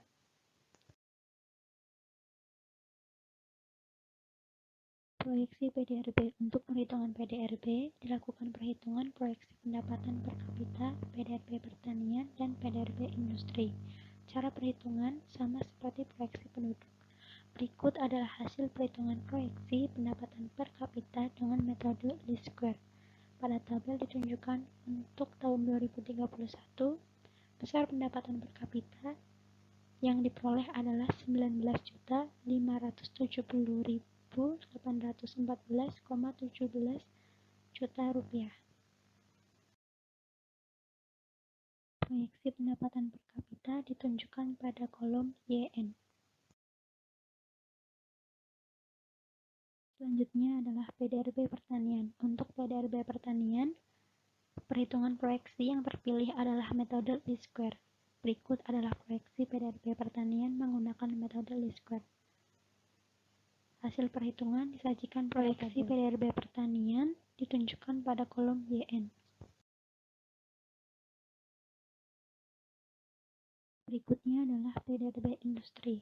Untuk proyeksi PDRB industri, metode yang terpilih adalah metode aritmatik. Berikut adalah proyeksi PDRB industri menggunakan metode aritmatik disajikan pada tabel. Besar proyeksi ditunjukkan pada kolom PN. Timbulan sampah. Perhitungan timbulan sampah dilakukan dengan perhitungan jumlah penduduk, pertumbuhan penduduk, PDRB per kapita, PDRB pertanian, PDRB industri, pertumbuhan PDRB, pertumbuhan kota, serta timbulan sampah per hari, hingga diperoleh timbulan sampah tahun perencanaan yang terakhir pada tahun 2030, yaitu timbulan sampah dalam meter kubik per hari dan volume timbulan sampah domestik dalam meter kubik per tahun. Data yang digunakan adalah data 5 tahun terakhir, yaitu data 2016 hingga 2020. Perhitungan timbulan sampah dimulai tahun 2021 hingga 2030 atau tahun perencanaan. Berdasarkan hasil perhitungan, diperoleh volume timbulan sampah pada tahun 2030 adalah 2.521.650,31 meter kubik per tahun.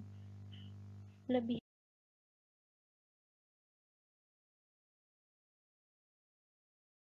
rencana pengelolaan sampah. Pengelolaan sampah yang direncanakan pada perencanaan ini yaitu timbulan sampah dilayani dari 84 hingga 100% dalam kurun waktu perencanaan 2021 hingga 2030. Persentase penanganan sampah adalah 70% di TPA dan 30% di TPST.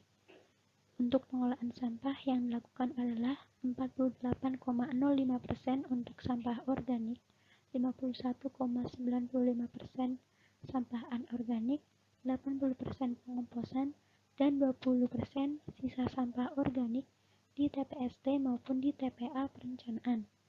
Total timbulan sampah yang akan ditangani TPA pada tahun perencanaan adalah mencapai 60.701,531 meter kubik per hari.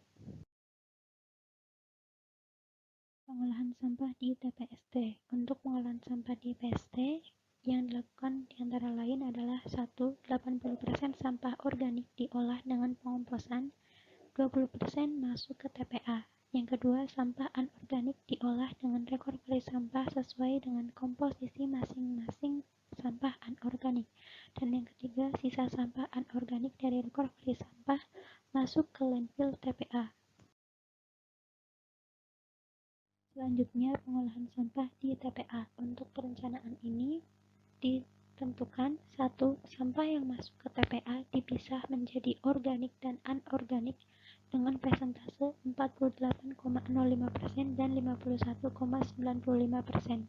2. Sampah organik dikompos sebanyak 80% dan sisa sampah organik sebanyak 20% masuk ke landfill TPA. 3. Dari 51,95% sampah anorganik diolah sebanyak 30% secara RDF, kemudian sisanya masuk ke landfill TPA. Dan yang keempat, sampah masuk ke landfill TPA adalah sisa sampah anorganik TPST, residu sampah organik TPST, sisa sampah organik dari TPA, dan 10% dari sisa sampah anorganik TPA. Sampah anorganik yang dikelola dibedakan menjadi plastik, kertas, kaca, logam, kayu, kain, dan lain-lain. Berikutnya adalah material balance. Untuk perhitungan material balance digunakan data komposisi sampah dan karakteristik sampah serta recovery sampah Kabupaten Brebes disajikan pada tabel. Sebelah kiri adalah tabel komposisi sampah dan yang sebelah kanan adalah tabel untuk recovery sampah. Untuk recovery sampah direncanakan kertas 50%, plastik 60%, logam 90%, kaca atau gelas 70%, karet 55%, kain 50%, kayu dan lain-lain 45%. Dengan total recovery sampah adalah 420%. Berikutnya disajikan tabel rekapitulasi perhitungan material balance. Material balance perencanaan TPA Kabupaten Brebes adalah seperti pada tabel, dengan sisa sampah anorganik dari TPA dan recovery TPST nantinya dikurangi RDF serta diinsinerasi. Abu insinerator ditimbun di landfill. Kebutuhan lahan. Perencanaan kebutuhan lahan dihitung untuk 10 tahun mendatang, yaitu tahun 2021 hingga 2030. Perhitungan kebutuhan lahan diperhitungkan untuk sampah dengan berat jenis sampah 300 kg per meter kubik. Berat jenis sampah setelah pemadatan adalah 600 kg per meter kubik. Sampah yang dipadatkan adalah 50% dari sampah yang masuk ke TPA. Serta kemudian untuk area IPL serta fasilitas TPA. Diperhitungkan pula kebutuhan tanah untuk sel harian atau tanah penutup selama 10 tahun mendatang. Tinggi lapisan sel tanah dibuat 15 cm. Total kebutuhan lahan untuk menimbun sampah atau landfill, IPL, serta fasilitas untuk perencanaan TPA Kabupaten Brebes adalah sebagai berikut, disajikan pada tabel. Kebutuhan lahan untuk TPA Kabupaten Brebes dibuat menjadi 3 zona. Zona 1 untuk tahun 2021 hingga 2024, luas area adalah 3,046 hektar. Zona 2 tahun 2025 sampai 2027, luas area 2,85 hektar. Dan zona ketiga untuk tahun 2028 hingga 2030, luas area 3,161 hektar. Total luas kebutuhan lahan adalah 9,058 hektar. Perhitungan gas. Pengendalian gas hasil dekomposisi dilakukan dengan pemasangan pipa ventilasi di TPA untuk mengalirkan dan mencegah akumulasi tekanan gas di dalam tumpukan gas agar tidak terjadi ledakan atau kebakaran pada landfill. Perhitungan gas metode stoikiometri, yaitu dengan perkiraan potensi emisi gas rumah kaca melalui reaksi stoikiometri. Perhitungan hasil dibedakan menjadi RBW, yaitu sampah cepat terurai, dan SBW, sampah lambat terurai. Berikut adalah perhitungan stoikiometri produksi gas disajikan pada tabel. Berikut adalah rekapitulasi untuk perhitungan gas.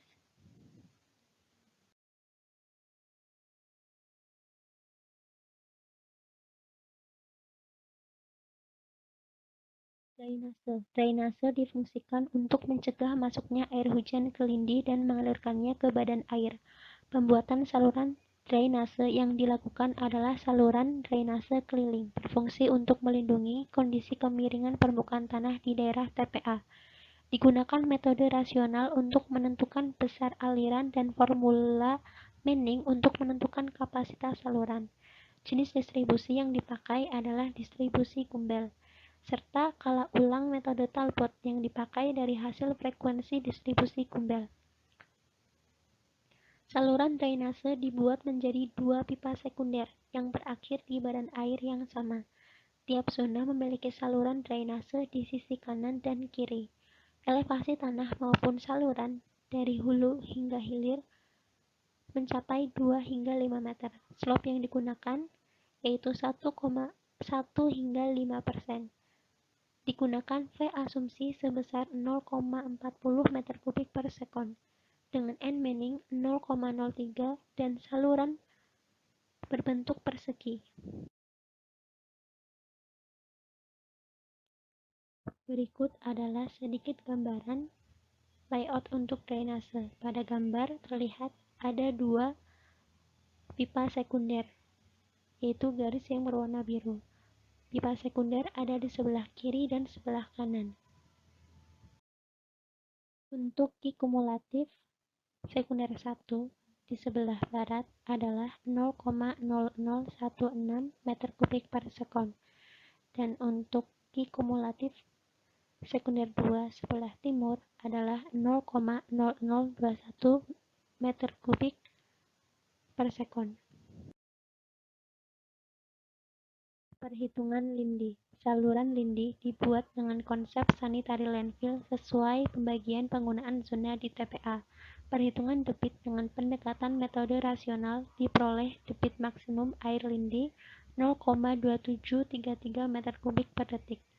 Saluran lindi dibuat menjadi pipa sekunder 4 buah setiap zona dan 1 pipa primer yang menampung 3 zona. Jadi total 12 pipa sekunder dan 1 pipa primer untuk penampungan lindi. Debit air lindi dialirkan ke saluran pengumpul yang kemudian diolah di IPL. Perhitungan lindi dilakukan dengan beberapa ketentuan seperti F peak adalah 1,20, F min 0,50, N pipa 0,015, slope yang dipakai mencapai 0,03 dan diameter pipa yang digunakan adalah ukuran 200 hingga 550 mm. Berikut adalah layout untuk saluran lindi dan juga rekapitulasi untuk desain IPL. Sarana dan prasarana. Sarana dan prasarana yang direncanakan antara lain papan nama, jalan operasi, buffer zone, pagar keliling, pos jaga, jembatan timbang, alat berat, ruang pencatatan, bengkel dan cuci truk, kantor, gudang, musola dan kantin, pemadam kebakaran, ruang genset, menara air, laboratorium, composting, IPL, parkir, serta tanah cadangan. Kemudian sarana dan prasarana diatur letaknya disesuaikan dengan keadaan lahan. Nantinya akan tercipta layout TPA.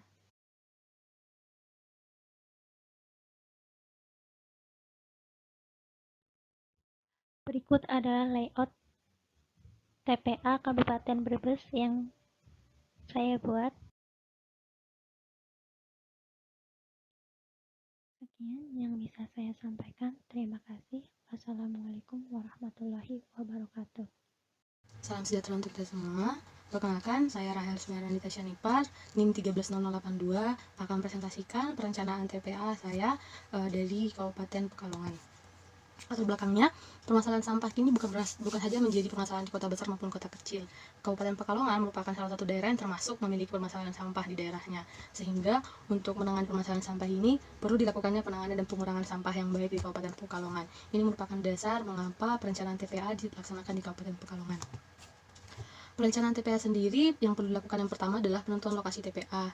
Ada 3 tahap kriteria. Yang pertama adalah kriteria regional. Di kriteria ini dilakukan pemilihan daerah berdasarkan tata guna lahan.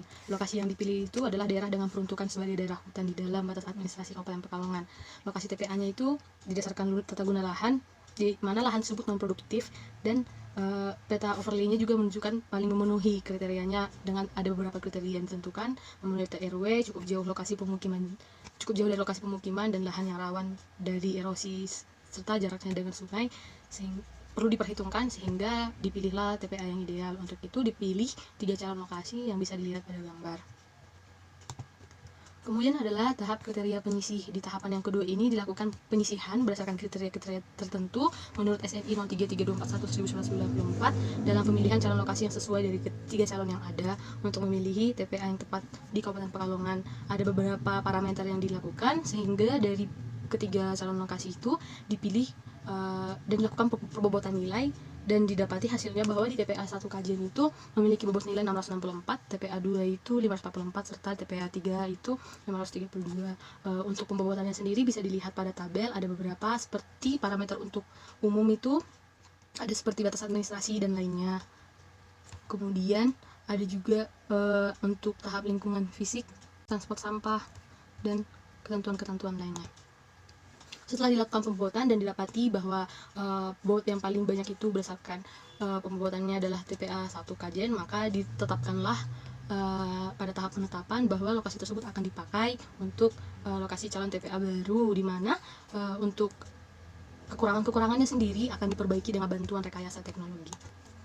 Setelah didapatkan lokasi untuk TPA-nya, maka dilakukan proyeksi penduduk. Mengapa dilakukan proyeksi penduduk? Agar melalui proyeksi penduduk ini bisa dilihat timbulan sampah selama beberapa tahun ke depan itu seberapa banyak untuk merencanakan TPA yang sesuai dengan kebutuhan pengelolaan sampahnya. Didapati data dari BPS untuk jumlah penduduk Kabupaten Pekalongan sendiri dari tahun 2016 sampai 2020.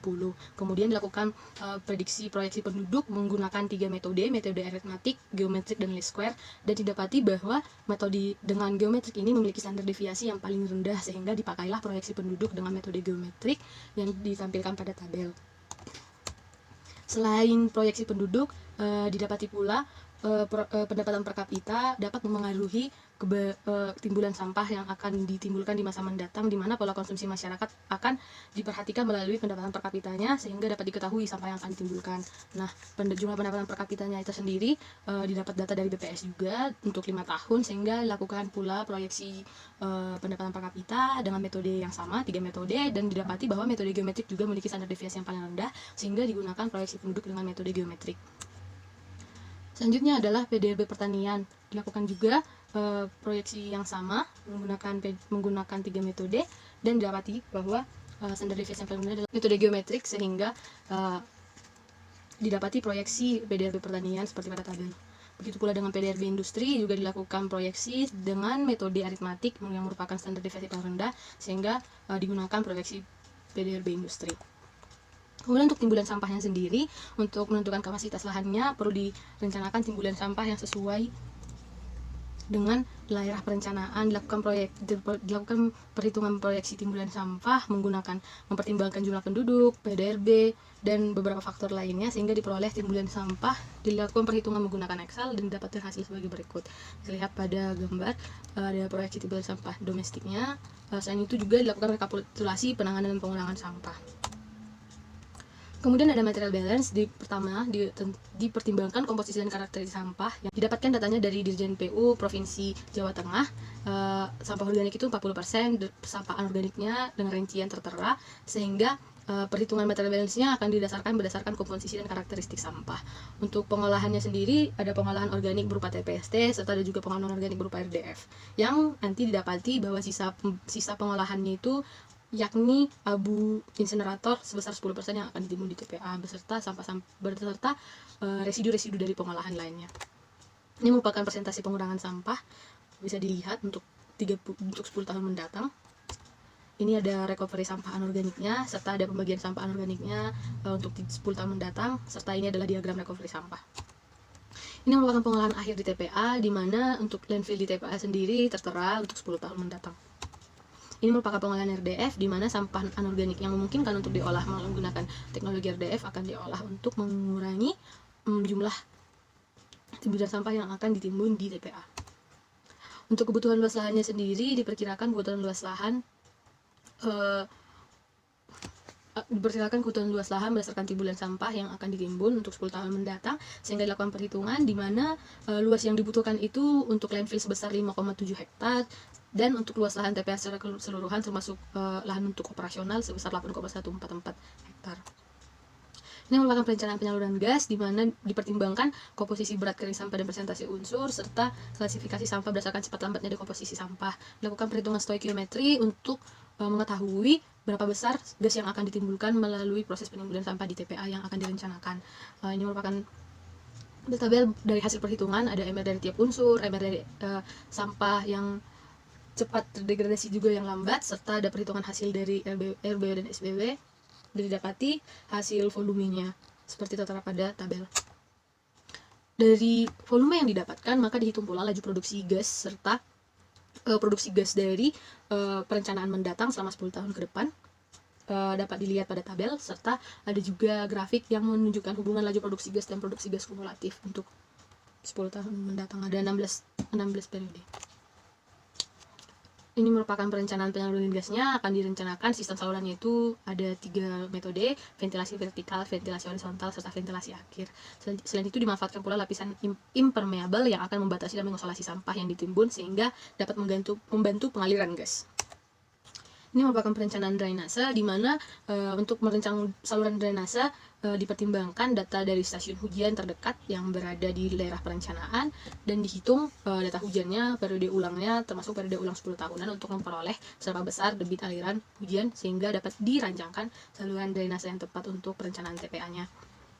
Ini merupakan perhitungan drainase dari TPA yang akan dirancang terbagi atas 2 zona, di mana zona A itu ada 2 sekunder, ada tersier juga kiri dan kanan sebanyak 4 tersier. Terus ada di zona B juga demikian, sehingga dari primer A dari zona A serta primer B dari zona B akan menyatu dan dialirkan ke sungai. Ini merupakan lanjutannya. Di akhir perancangan juga dihitung pula kecepatan aliran apakah memenuhi, dan setelah dilakukan perhitungan ternyata untuk keseluruhan saluran itu termasuk memenuhi. Ini merupakan gambar dari perencanaan drainasenya di TPA yang akan direncanakan. Selanjutnya adalah perencanaan saluran lindi, di mana diproyeksi produksi lindi selama 10 tahun mendatang hingga tahun 2030, sehingga dapat diketahui lindi yang terbentuk seberapa besar terlihat dari perhitungan menggunakan Excel di gambar, melalui termasuk memperkirakan juga air hujan dan sebagainya. Sehingga diperoleh perencanaan saluran lindi seperti pada gambar, termasuk juga di 2 zona A dan zona B, yakni ada sekunder tersiernya, yang kemudian primernya itu nanti akan mengalir dan dialirkan ke IPL.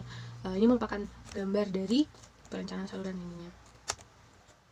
Untuk perencanaan pengolahan lindinya juga dilakukan, pengolahan lindi untuk menurunkan kadar BOD dari lindi sebelum dibuang ke badan air penerima. Pengolahannya sendiri terdapat rangkaian kolam pengumpul, kolam anaerobik, kolam fakultatif, serta kolam maturasi. Untuk IPL-nya sendiri dilakukan perancangan untuk IPL-nya, serta didapat pula dimensi dari masing-masing IPL itu ada panjang dan lebarnya seperti pada tabel, dan dapat dilihat juga gambar dari perencanaan pengolahan lindinya. Untuk menunjang kegiatan operasional TPA juga dibutuhkan bangunan-bangunan penunjang seperti administrasi dan operasional pekerjaan di lapangan TPA. Ada beberapa bangunan penunjang dan dilihat juga dimensinya tertera pada tabel, dan ini merupakan skema perancangan dari bangunan penunjang di layout TPA. Selain itu diperlukan pula kebutuhan alat berat untuk memasok operasional TPA, sementara alat beratnya juga disesuaikan dengan jumlah sampah yang akan masuk ke TPA. Dilakukan perhitungan pula dengan mempertimbangkan berbagai aspek sehingga didapatkan untuk kebutuhan ekskavatornya sesuai dengan volume sampah dan produksinya. Kebutuhan untuk pemindahan sampah sendiri dibutuhkan sebanyak 3 buah, untuk pemindahan tanah penutup itu sebanyak 1 buah, bulldosernya untuk pemindahan sampah itu sebanyak 1,14 buah, dan untuk pemindahan tanah penutupnya sebanyak 0,04 buah. Untuk kebutuhan dump trucknya itu sebesar 7 unit dibutuhkan untuk pemindahan sampah, sehingga total kebutuhan alat beratnya bulldozer itu sebanyak 2 unit, ekskavator 4 unit, dan dump truck itu 7 unit. Ini merupakan buffer zone. Mengapa digunakan buffer zone? Karena penghijauan lahan di TPA itu diperlukan untuk meningkatkan estetika, juga untuk pencegahan bau dan lalat berlebihan, sehingga diperlukan penghijauan pada daerah perencanaan. Dengan mempertimbangkan letak dan jarak ketinggian masyarakat di sekitar, dilakukanlah perhitungan buffer zone seperti pada tabel. Dengan untuk memperoleh berat gas itu ada volume gas kali densitas gas, untuk jumlah pohonnya dari berat gas kali CAU, di mana CAU sendiri merupakan rata-rata serapan karbon dioksida oleh tumbuhan. Ini merupakan luas buffer zone-nya sebesar luas tiap pohon dikali jumlah pohon per 10.000, di mana didapati luas buffer zone-nya untuk sampai ke tahun 2030 itu sebanyak 0,06 hektar, dan luas buffer zone untuk arah matanya sebanyak 0,01 hektar. Demikian perencanaan TPA di Kabupaten Pekalongan. Terima kasih. Bila ada kata yang salah, mohon maaf.